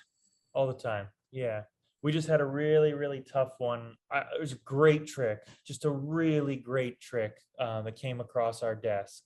And it causes like initials or something to be branded into like a receipt or a dollar bill. And you can hold up a piece of paper and basically it like fades into view and it looks so great. And I know we'd make a lot of money doing it, but the method involves, basically palming in your hand an object that heats up a piece of wire and brands it. And, a lot of the team was like, we got to do it. We got to do it. We'll include warnings. And I'm like, we cannot risk all we've built up and done by giving people literally an object that can brand their fingers. So yeah, we walked away, but this happens all the time. And we don't carry a lot of things that we think are unsafe or haven't been thought through. So what advice would you give to a magician out there listening who's thinking about doing something that might be a little bit on the dangerous side? What would you tell them? Frankly, I would tell them don't. I mean, as the person who's perhaps done as much research as anybody else on this arcane topic of magic that is dangerous, I can tell you that none of the people who failed thought, yeah, I'll probably risk my life. They all thought they had it under control. They all thought that it couldn't go wrong. And I would look at more nuanced and better ways to raise the stakes. I started off by saying that I think that this impulse for danger comes from raising stakes, from trying to increase the drama. It is the easiest, most crass way to raise the stakes, but it's not the only way. You can tell a really amazing, true personal story. You can position the audience to think one way and then surprise them by having it turned around and be totally different. There are other ways to raise the drama than danger. And I think it's a very good exercise to learn how to develop those theatrical muscles rather than danger. Dr. Larry Haas, The Trick That Cannot Be Explained. Our listeners just heard The Trick That Cannot Be Explained short story, and we have Larry Haas here to talk about it. I didn't do a ton of research on the trick, as we'll discuss, but you know more about it than I do. Can you tell us a little bit about the history of this trick? Absolutely. So it appears, historical records are somewhat difficult, but it appears that the very first kind of performances of this basic effect were in the late 1930s by the great Canadian creator Stuart James. He, at that point, was performing it. He said he performed it. People saw him perform it. And basically, to be clear, the basic effect they saw is that Stuart James wrote down a prediction, and then the cards were spread out. The participants selected a card, and that card matched the prediction. And over all the years of The Trick That Can't Be Explained, there have been some subtle kind of ins and outs, small variations, but for the most part, that is the effect. A prediction is made either openly or secretly. The participant selects a card, and then the card they've selected matches the prediction. So after Stuart James, the first appearance of this kind of effect in print is in 1942 in a small book, Cut the Cards, by Martin Gardner. He includes a trick by Joe Berg called A Miracle Maybe. And what Joe Berg's a great Chicago magician, then moved on to California. What he does is he has the participants select a card, put it back in the deck, and then the cards are spread and point to it. And that's pretty darn close to the effect. So I think it's important to recognize that in this history. But of course, the big landmark of the big watershed moment is exactly what you wrote in the story, John, and that is Di Vernon's The Trick That Cannot Be Explained. That's where it gets its title in 1960 in the More Inner Secrets of Card Magic. And that's the classic write-up. And since then, it's like the holy grail of card magic because it seems so miraculous. And when it's done well, It is a miracle. Yeah, it really is. That was where I found it, was that write-up of it, which is not particularly in depth, really, describing how it's done. And so I then turned to Eric Mead, who had written a whole chapter about it in his book, Tangled Web. And that's where I came across the term jazz magic and his approach, which is, let's say, much more loosey-goosey than the version we'll talk about that Eugene Berger did. And I should say, Larry, Jim is a student of Eugene Berger. I was lucky enough to spend a weekend with him here in Minneapolis. He is one of the two prototypes for Uncle Harry. Uncle Harry is a combination of Eugene and Jay Marshall. That's so nice. I just want to say that is so nice. Yes, he has been mentioned, if not on every episode, nearly on every episode, and he's sort of the patron saint of this podcast because we keep coming back to his principles as we're talking about almost anything in magic. We keep coming back to that. So you wrote for him his version of The Trick That Cannot Be Explained. Do you want to just give us a little background on, I know there were two final books that he had you working on in secret. What was that process? Yes, I'm happy to. I'll condense it very quickly. Back in 2010, Eugene asked if I would write 2 books that would share all of his unpublished material after he had passed away. He knew he had created many, many, many great pieces of magic that he didn't want to explain because, as he said, Larry, people are still paying me to perform these things. And so he didn't want to share them while he was alive, but he didn't want them lost to time. And so Eugene and I were such good friends for so long. And in some sense, even though I'm a full-time magician, I'm a student of his magic. And so he asked me to do this. So after he passed in 2017, I was back to work and I brought out the first one in 2019, Eugene Berger From Beyond. And then in 2021, I brought out the second one, Eugene Berger Final Secrets. And relevant to our conversation, from the very beginning in 2010, Eugene insisted that his work on The Trick That Cannot Be Explained would be the final chapter in the final book. It was so important to him that he shared his work on this. Having seen him perform that effect, the last time he was here in Minnesota, I, of course, was blown away by it every time I saw him do it. But why do you think Eugene was so taken with this effect? He said, and I have this quote by him, the Vernon trick, this I'm quoting from Eugene, this was from a magic lecture in 2011. The Vernon trick that cannot be explained is my absolutely favorite card trick of all time. Wow. It is as close to real magic as it gets. And I believe, Jim, that was part of it. He always wanted to borrow a deck if he could. He would do it with his own deck, but he knew it wasn't as strong as then if he borrowed a deck, and then he creates a miracle with it. And I think that part of it, that it was so strong with a borrowed deck, and people were so astonished. But, Jim, I think there was also one other part. I came to realize this as I was writing up this chapter of the books after Eugene had passed.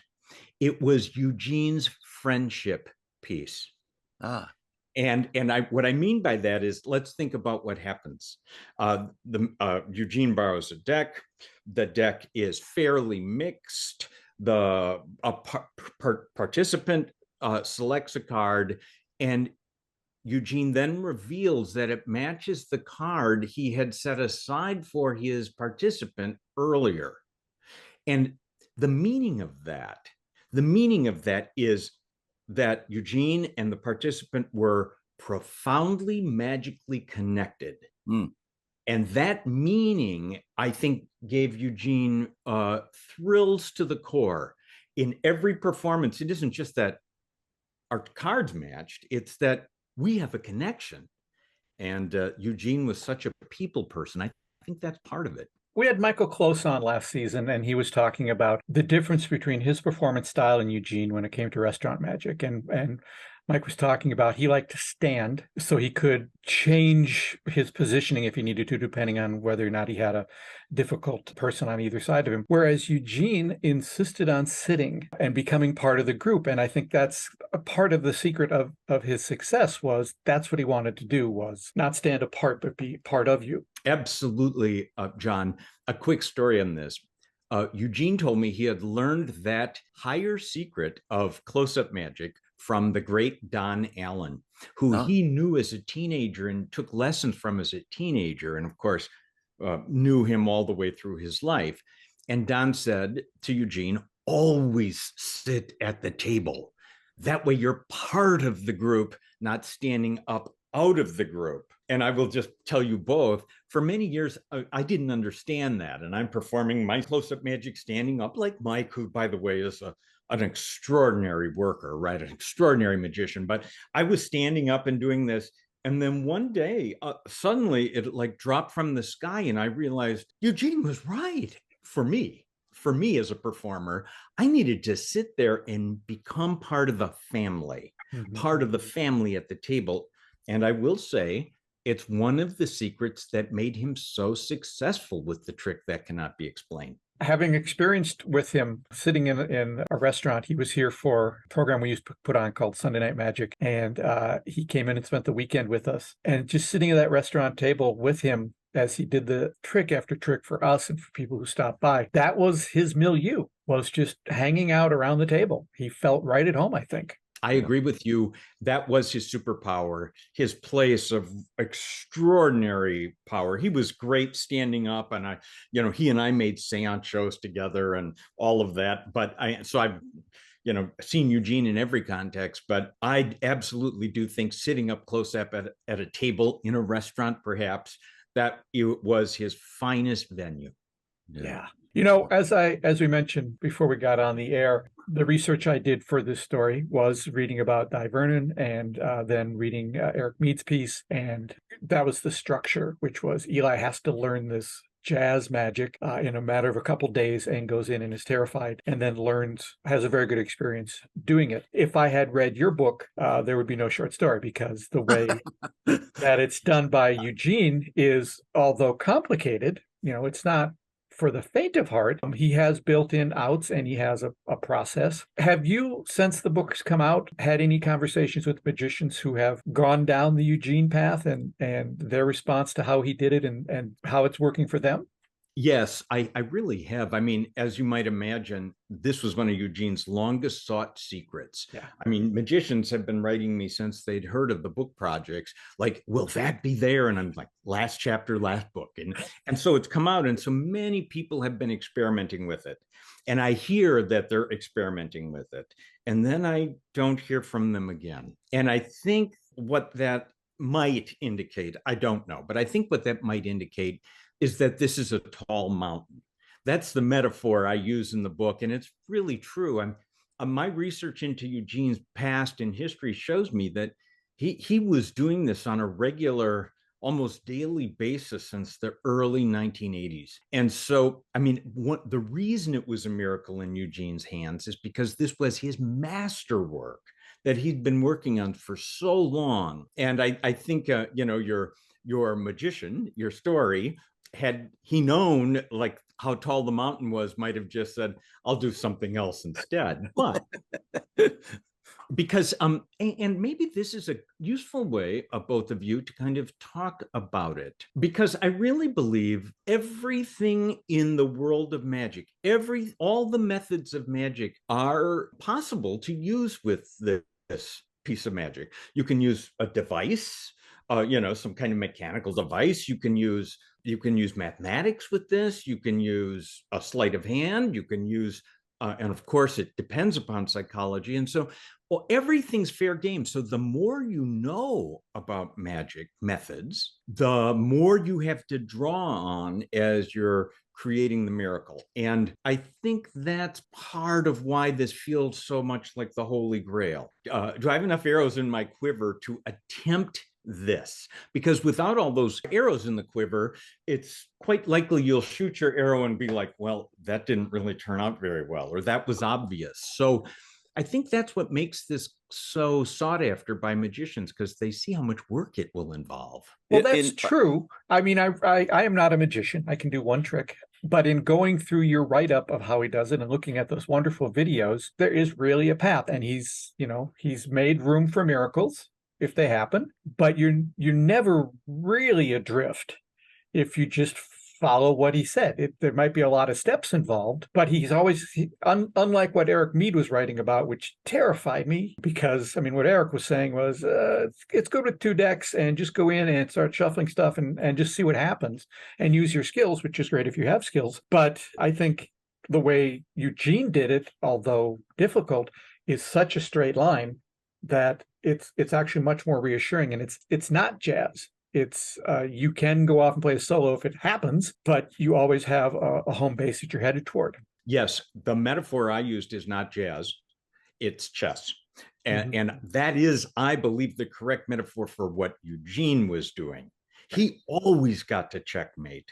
Now, he felt it was his obligation as a professional magician to get to checkmate. So he knew where he was heading. It was Eugene's task as a professional magician to get to checkmate. So he knew where he was heading when the participants didn't. And he had eliminated the weaker solutions. So part of it is Eugene's thing is, as you say, there are a couple of different paths, and every one of them was strong. He isn't really jazzing and hoping, not that Eric is, but there is a path. And if you repeat and practice and perform it over and over and over again, the path will imprint itself on you, and you can do this too.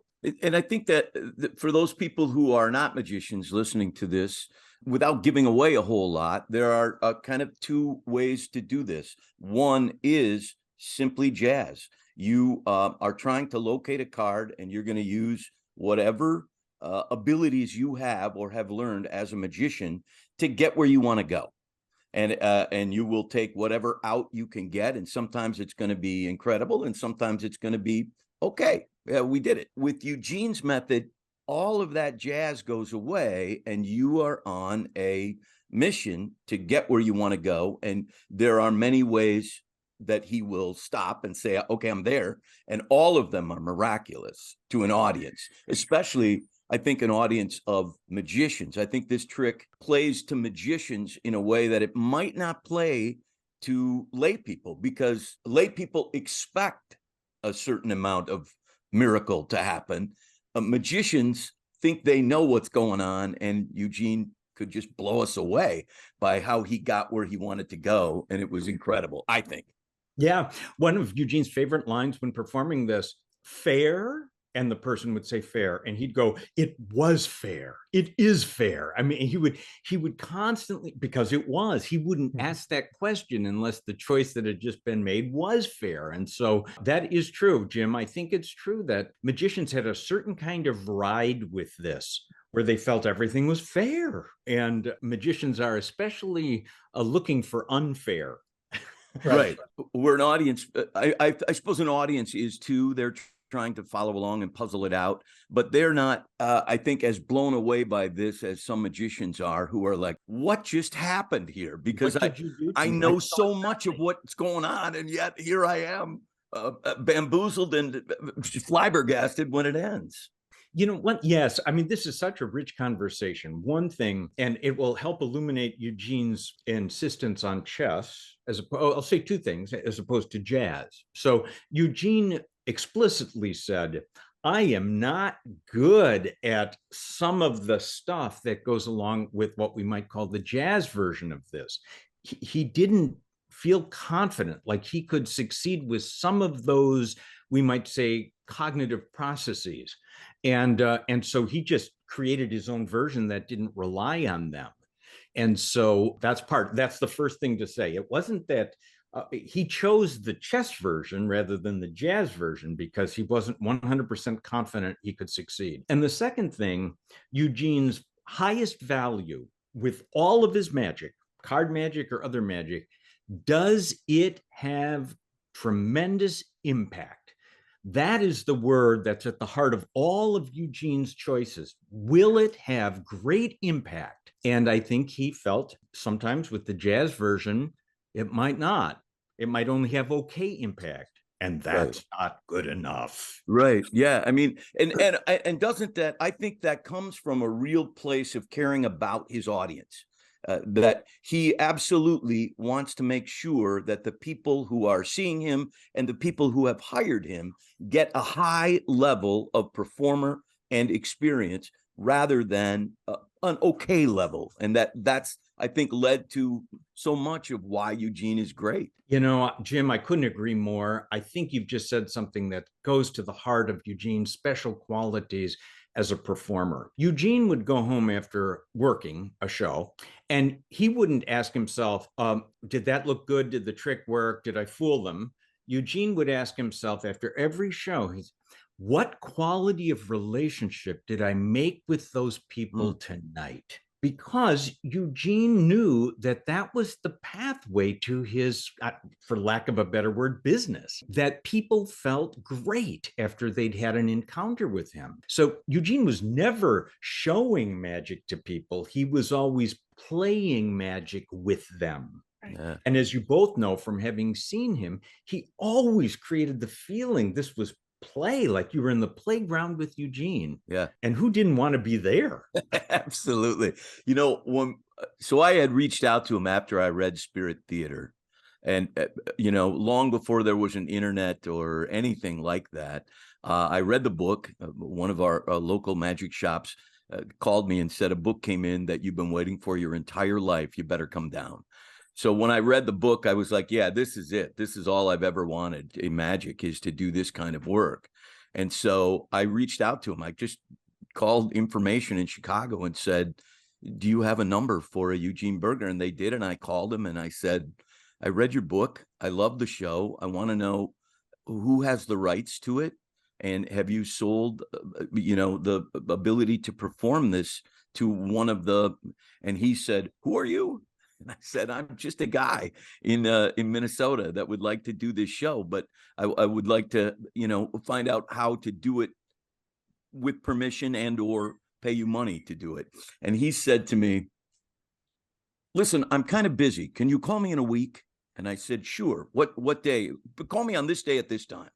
So I called him. A week later, phone answers. Hi, it's Jim Cunningham calling from Minnesota. Oh, Jim, thanks for calling. Yes, I'm just going out to a dental appointment. Could you call me in a week? And I said, yeah, certainly. Later, he told me that was something he did to everybody that called, wanting either him as a teacher or something from him. He would see, are you serious about this? And so in the third phone call, he finally said, well, let's talk about this and see how this might work. When I brought him, and he was so generous, he just said, yes, you can do it. There's no working script. You're going to have to put that together, but I will help you. You come to Chicago and I will work with you to put together what you need. And then you'll fly me to Minneapolis and I'll help you set up the back end of the show. And you'll set up a lecture for me. And so that's what we did. And that's how generous the man was. He never asked for any kind of financial arrangement, nothing. It was just, yes, this is great. Let's do this. When he came to Minneapolis, and this is the point of this story, it's taken me a while to get there. I thought, well, you know, why don't I get some reporters in a room and let Eugene do some magic for them before I start talking about the show?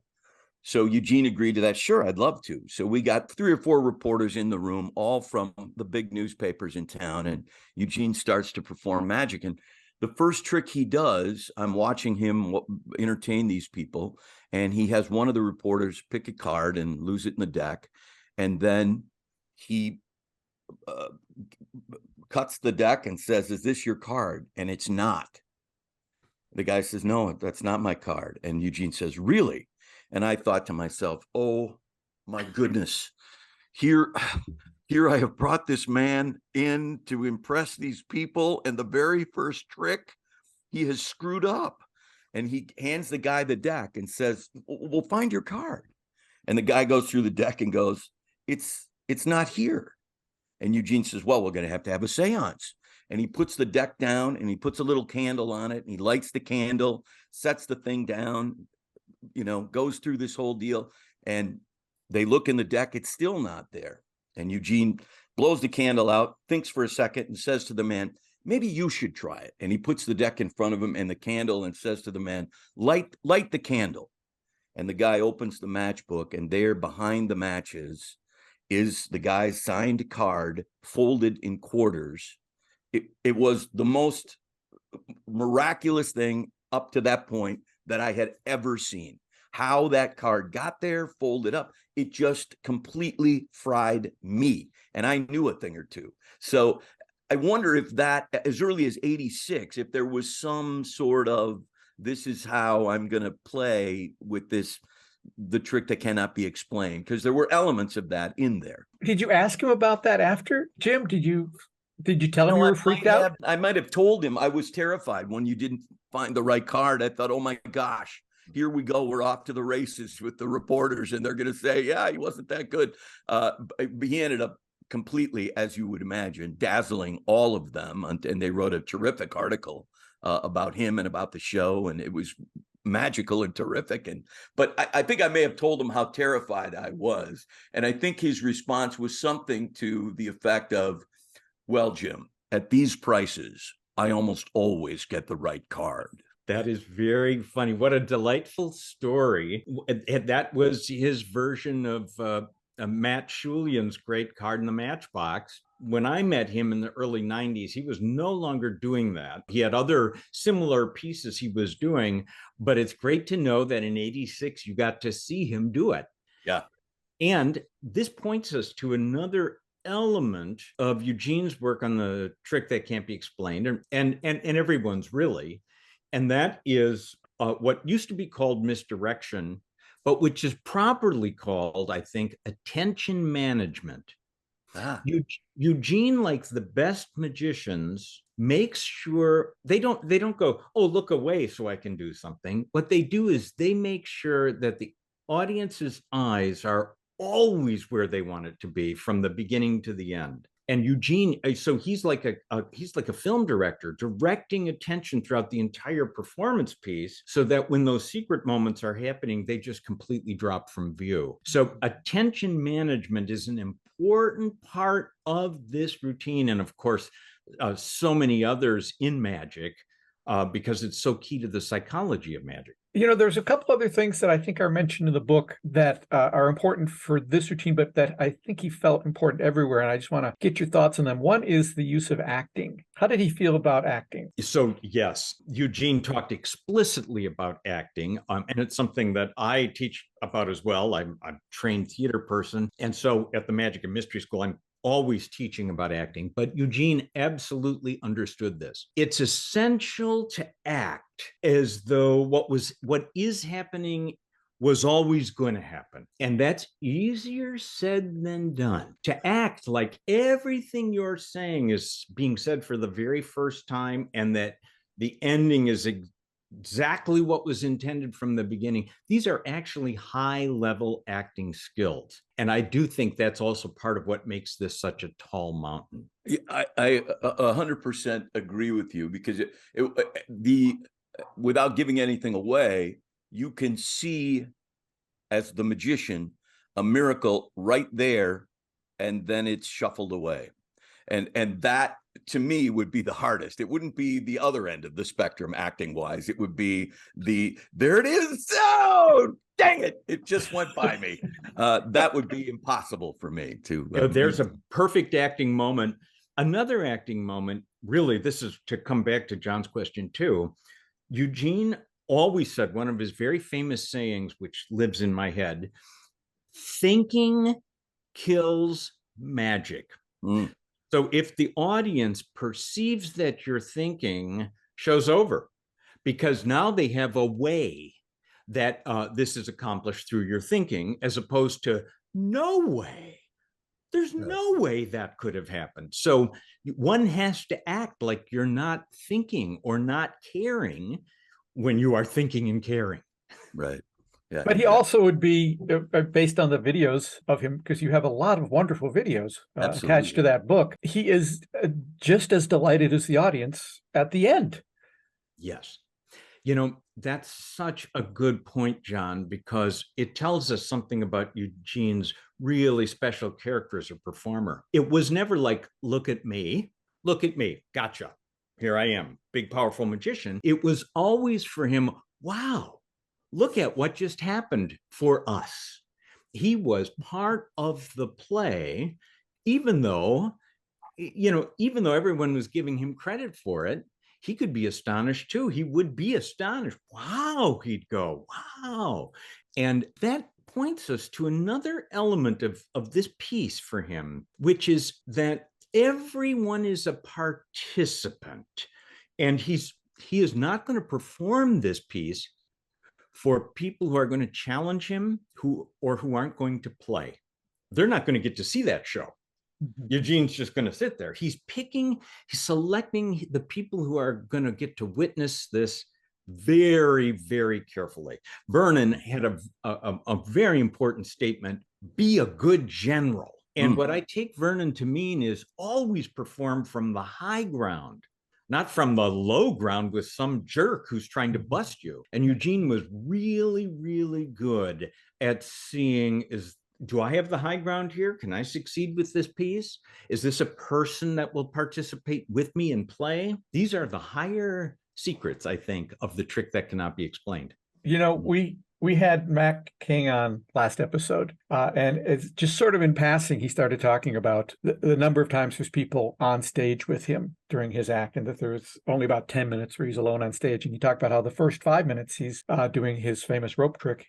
And he explained to us that during that 5 minutes, he is picking the 3 people who will be on stage. He is watching the reactions of the crowd, and he's deciding who they're going to be, which has, I think we pointed out at the time, was sort of a masterclass in how to do that. It was so well thought out. But that reminds me, and Jim, you might be thinking of this as well, when we were with Eugene at dinner at the hotel, someone stopped by the table and we asked them to sit down because they were part of the hotel. And Eugene did, I don't remember exactly what he did for him, but the response was one that I've never seen before, which was almost explosive anger at the result of the trick. And Eugene was not a big guy, and this was a big guy. And Eugene had no problem with it. He had no problem. He let the guy be angry.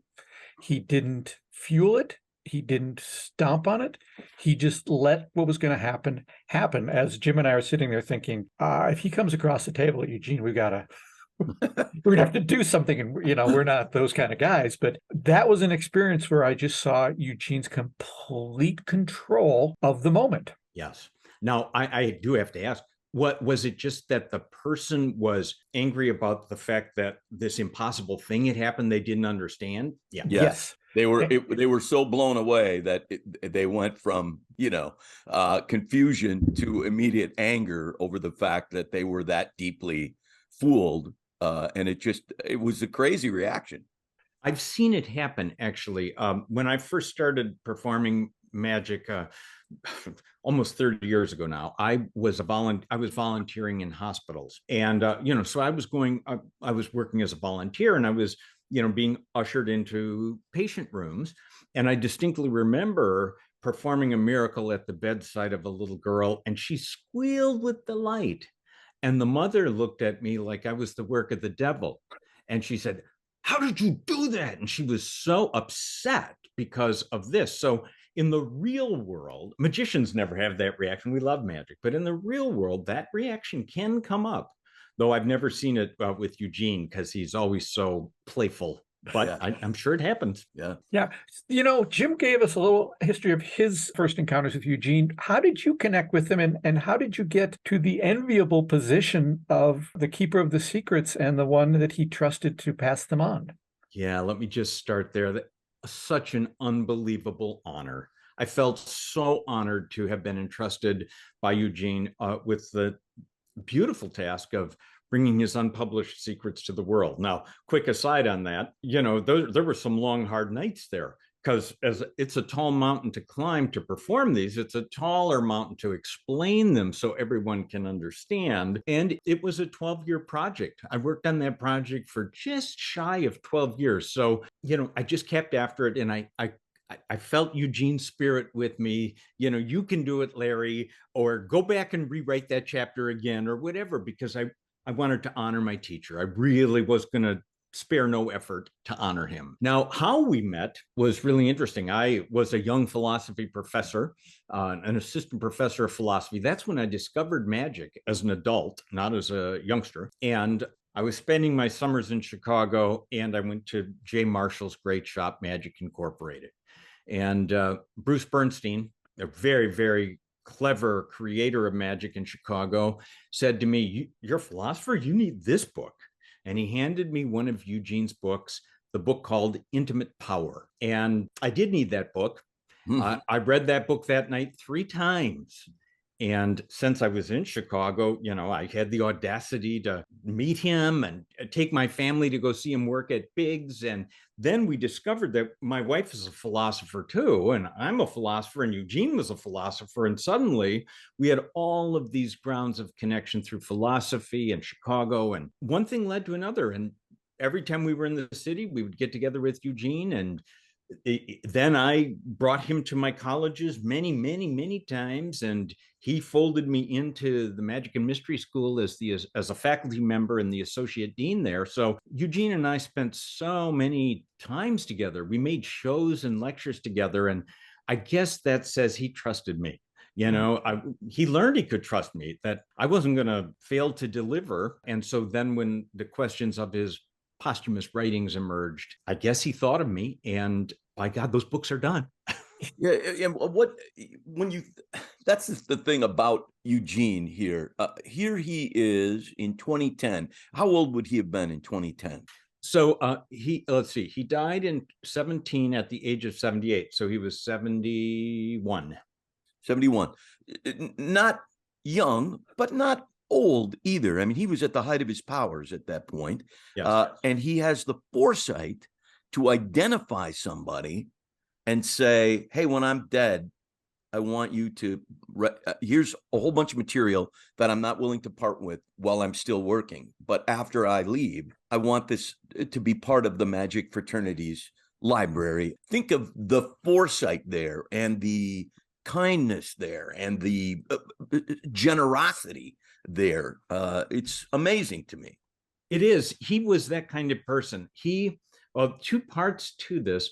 His heart had always been broken when the great Bert Allerton got sick in the writing of his book, The Close-Up Magician, and Bert couldn't finish. Robert Parrish in Chicago had to try and finish it from notes. And yeah, that always broke his heart. Because Bert Allerton was a great hero, and his work is lost forever. And Eugene, going all the way back to the mid-1980s, said, I do not want that to happen to me. So that's part of it. But it wasn't only a personal thing that his work would be in print. He actually really wanted magicians to have it because he was a teacher. He wanted people to know what he had done so they could do it too after he was gone. Right, exactly. Yeah. What a guy. What a guy. Yeah. He would always, not always, but most often would finish with this line, "That's all I know." That's all I know. That's all I know. After he had completely, taken the world out from underneath you and you're falling in free fall to the ground, he would say, "That's all I know." And clearly that isn't all he knows, but it was a clear indicator to everybody, I'm done now. Yes. I'm done performing. You put your finger on a powerful line in Eugene's work, and it's one that people often don't realize. He would be at the table, but he was always a good general. And Eugene never performed too long. I mean, never. He always erred on the side of less. And in fact, Eugene talked very clearly to our students at the Mystery School. It's either a 1-trick show, a 3-trick show, and that's it if you're not getting paid. If you're getting paid, you're going to do more. But if you're not getting paid, it's a 1-trick show or a 3-trick show. And then, at a dinner table with people's jaws hanging down, he had to come up with a way to close it without hurting people. And as you said, that was the line he used. I've heard him use it 150 times if I've heard it once. That's all I know. And the cards are in the box. He hands them back. And it's so gentlemanly and Yep. elegant. It's a very polite way to say, don't ask for more. I'm not opening the door to more. And it ties into my next question, which is, it's something I saw him do, and I saw Max Maven do it. And if the really best performers, and this is even with a stand-up comedian, his ability to say nothing, to be silent, to wait, that's a skill that I think can only be learned in the trenches, but is so powerful the way he handled it. Yes. I'm glad we're talking about Max, because no discussion of the trick that cannot be explained would ever be complete without acknowledging Eugene's teacher, which was the great Max Maven of blessed memory, who just recently passed away. Max was absolutely the master of this routine. He could do it in so many different ways. Max was such a genius. And Eugene freely said over and over that Max taught him everything Eugene, knew about this piece. And Max Maven is appropriate to bring up here because of another reason. Very frequently, Eugene would share with our students, coming back to your point, John, something that Max frequently said. Magicians would say to Max, what's one thing magicians can do to be better? And Max would pause and say, slow down. And Max would develop that thought. Magicians are in too much of a hurry. The beats don't land. They sound like a used car salesman as they're rattling along to get to the end of the trick. And that's not a performance, really. That's like survival. And Max and Eugene both, and hopefully me through learning, knows how to pause and let the impact set in along the way. Tell us your own experience, Jim, and how you, because you're able to do that on stage too, and particularly during your show, take those silences. And I only, like I said, I do one card trick, I do wave, and I've gotten pretty good at not racing through it, but I still feel I'm doing it too fast.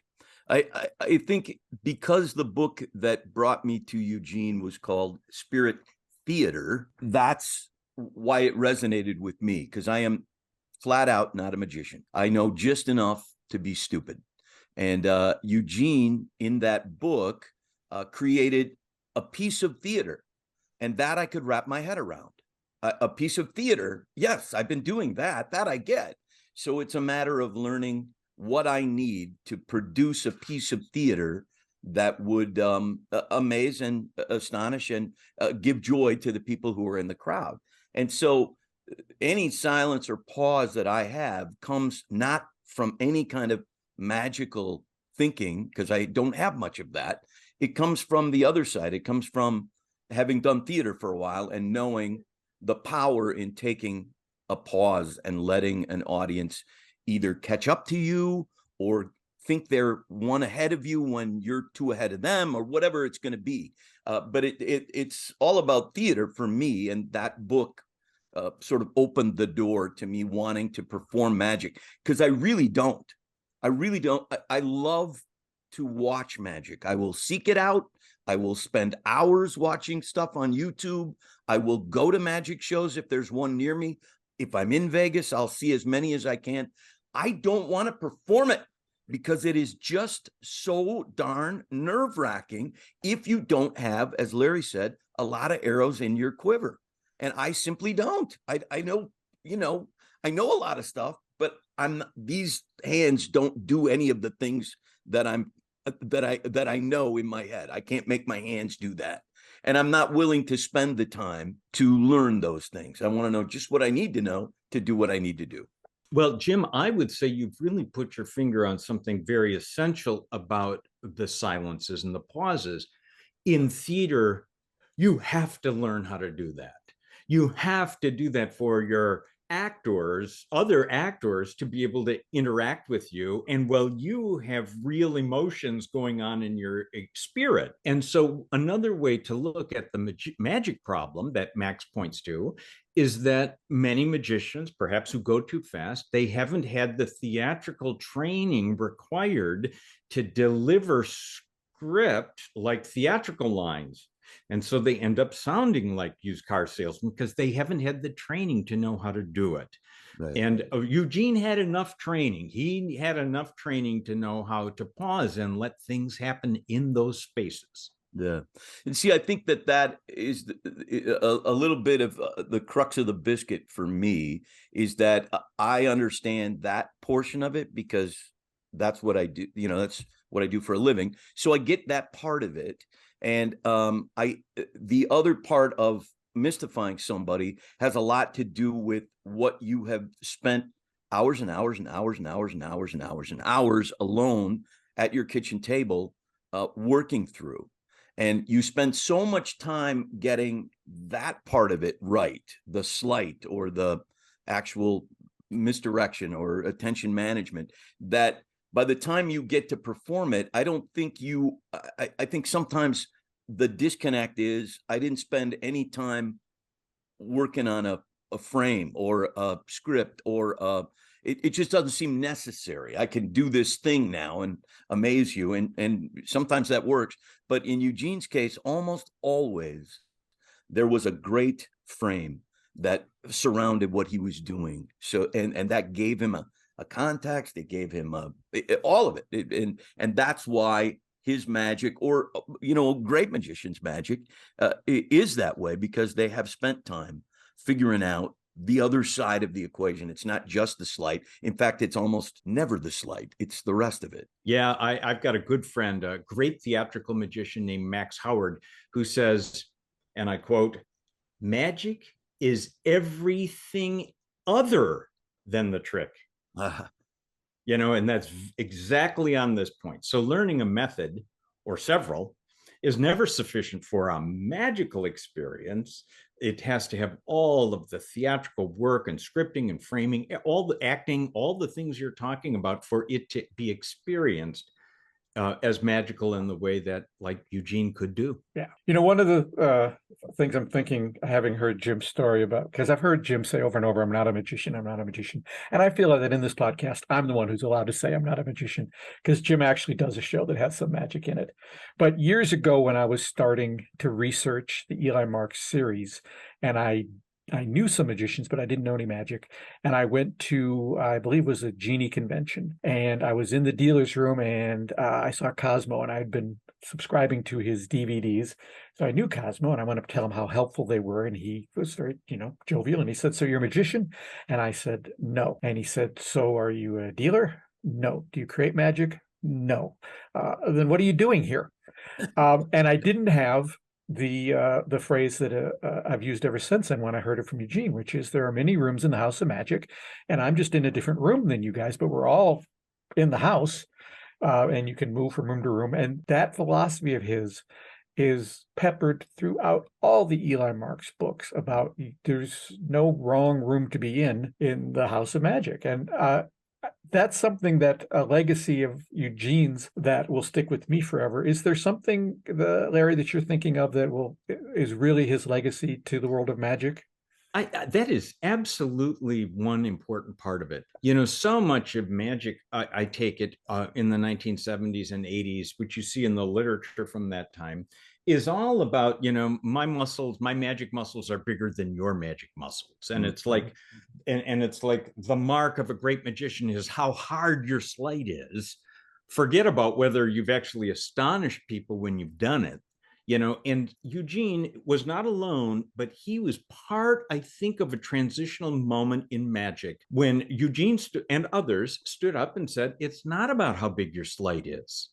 It's whether or not you've astonished people when you perform. That's the measure of a magician, not how hard your sleight is. And I do think this was a transformational moment. Darren Brown writes about having dinner at a table with Eugene one night and suddenly realizing, oh my God, magic could be this rather than here are all my hard sleights. And this was a corrective to, I think, a kind of sleight mania that had gone on in the middle of the century, and for very good reasons. It's not that sleight of hand and methods aren't important. As Eugene always said, they're essential. They're just not sufficient. That's what he says in Intimate Power. Good methods are essential. They're just not sufficient. The presentation, the frame, the audience feeling, all of that is the higher secrets above and beyond the method. For Eugene, the methods are here. They're great. They're creative. They're wonderful. But there's at least two higher levels to the work of creating something that feels magical. And his insights about this, I'll give you one very concrete example, but his insights about this were transformational for many, many magicians. And Eugene is, I think, really the magician who insisted that his frames were going to refer to a larger human context beyond the props. You know, Eugene frequently joked about adventures of the props in the magician's hands. Mhm. And when you go back and watch magic videos from the 70s and 80s, such as they were, here are my cups, here are my cards, here are my jacks and queens and kings. And it's all self-referential. It's just constantly in this internal world of toys and props. And Eugene was really the strongest voice to say, no, magic is about human life. Tricks are about the props. So let's talk about the kinds of things adults like to hear about. At least, if nothing else, this was Eugene's biggest inspiration to me. Make sure that none of my tricks are about the stinking props. Make sure that they refer to human life and give insights into the human condition. And he certainly did that. Yeah, absolutely. I mean, you think of his card warp, his torn and restored thread, all of those. Yeah, I mean, they all had it wasn't at all about what's in his hands. It was what's going on in my mind as I'm watching this and listening to him tell those stories. That was his part of his true genius. The other thing that I always reference even when I'm about to go on stage is Eugene's advice: don't make the audience member the stooge of your show, make them the star of your show. And that's a really valuable piece of advice that I received as a fairly young performer that has helped me chart a path. I mean, obviously there are times when you have to take some sort of action to control what's going on, but more often than not, because of that little piece of information, I am able to celebrate with somebody on stage rather than make them my prop. Yeah, that's another insight Eugene brought to the game in the early 1980s. Before Eugene, there weren't many people really calling out audience abuse acts. Right. And Eugene started to do that in the 1980s. And, you know, he did make a difference. He and others who came along. Now, Eugene always said, there is, because the House of Magic has many rooms, there is a place for a highly skilled performer to do that kind of Don Rickles work. Right. And Tom Mullica is absolutely one of them. Tom Mullica could absolutely do that and get away with it, but most lesser performers, less experienced performers can't do that. So there has been a corrective. He is a voice in that, and it's consistent with all the other things about audience participation and involvement and relationship. We're really at the heart of some of Eugene's most special qualities. Is there, looking back, because you probably know his repertoire better than anyone, is there one of his routines that is your favorite, and why does it stand out for you? Wow. There are several. I'm not going to go down the list, but I will mention a piece called Greed, and it is published, it was revealed in Eugene Berger From Beyond, the first of the two books. And one reason I'm so fond of this routine is it's a highly artistic piece of magic that Eugene wrote relatively late in his career, late in his life and late in his career. And it's a good example of what we were talking about. Many performers, they do the bill change. They like borrow a bill, they turn it into 100, and then they turn it back to a 1 and give it back, which is a feel bad. Or some performers even borrow a 1, turn it into 100 and pocket it, which is a feel worse. But Greed is Eugene's presentation for this classic effect. No money is borrowed. Instead, he's telling the story of a dream he had. And in his dream, he woke up and he had 4 $1 bills. And then suddenly they turned into 4 $20 bills. Oh, he really liked that. And in the dream, I thought, what if they were hundreds? And he turned the bills again and they were back to ones. What happened here? Well, it was my greed, wasn't it? Wiser, I took those 4 $1 bills, put them away, and I woke up. And that's a masterpiece of scripting, of storytelling, of scripting, and like taking a piece that's so often done as a feel bad or something just for a joke, and he turned it into a life lesson for all of us. And Greed is one of his very most special pieces, in my opinion. What do you think his legacy is? Well, I think Eugene's legacy will last a long time because his impact on so many magicians of our time has been enormous. I think people will be saying Eugene's name for many, many decades, many, many decades. And I think part of it is there's so much more to magic than tricks and props. Magic's about life. That's what he said. This issue about giving rigorous care to the words we use when we perform. Eugene hated the word patter because it refers to like all those patter songs of Gilbert and Sullivan. He talked about it as scripts and scripting. And like a theater artist, he knew you needed to have good words, carefully crafted. So attention to the words we use is very important to Eugene. And then also giving our magic value. Eugene, at every masterclass, every magic lecture was, we have to give our magic value. No one will think our magic has more value than we give to it ourselves. And these 3 areas are a deep part of his legacy.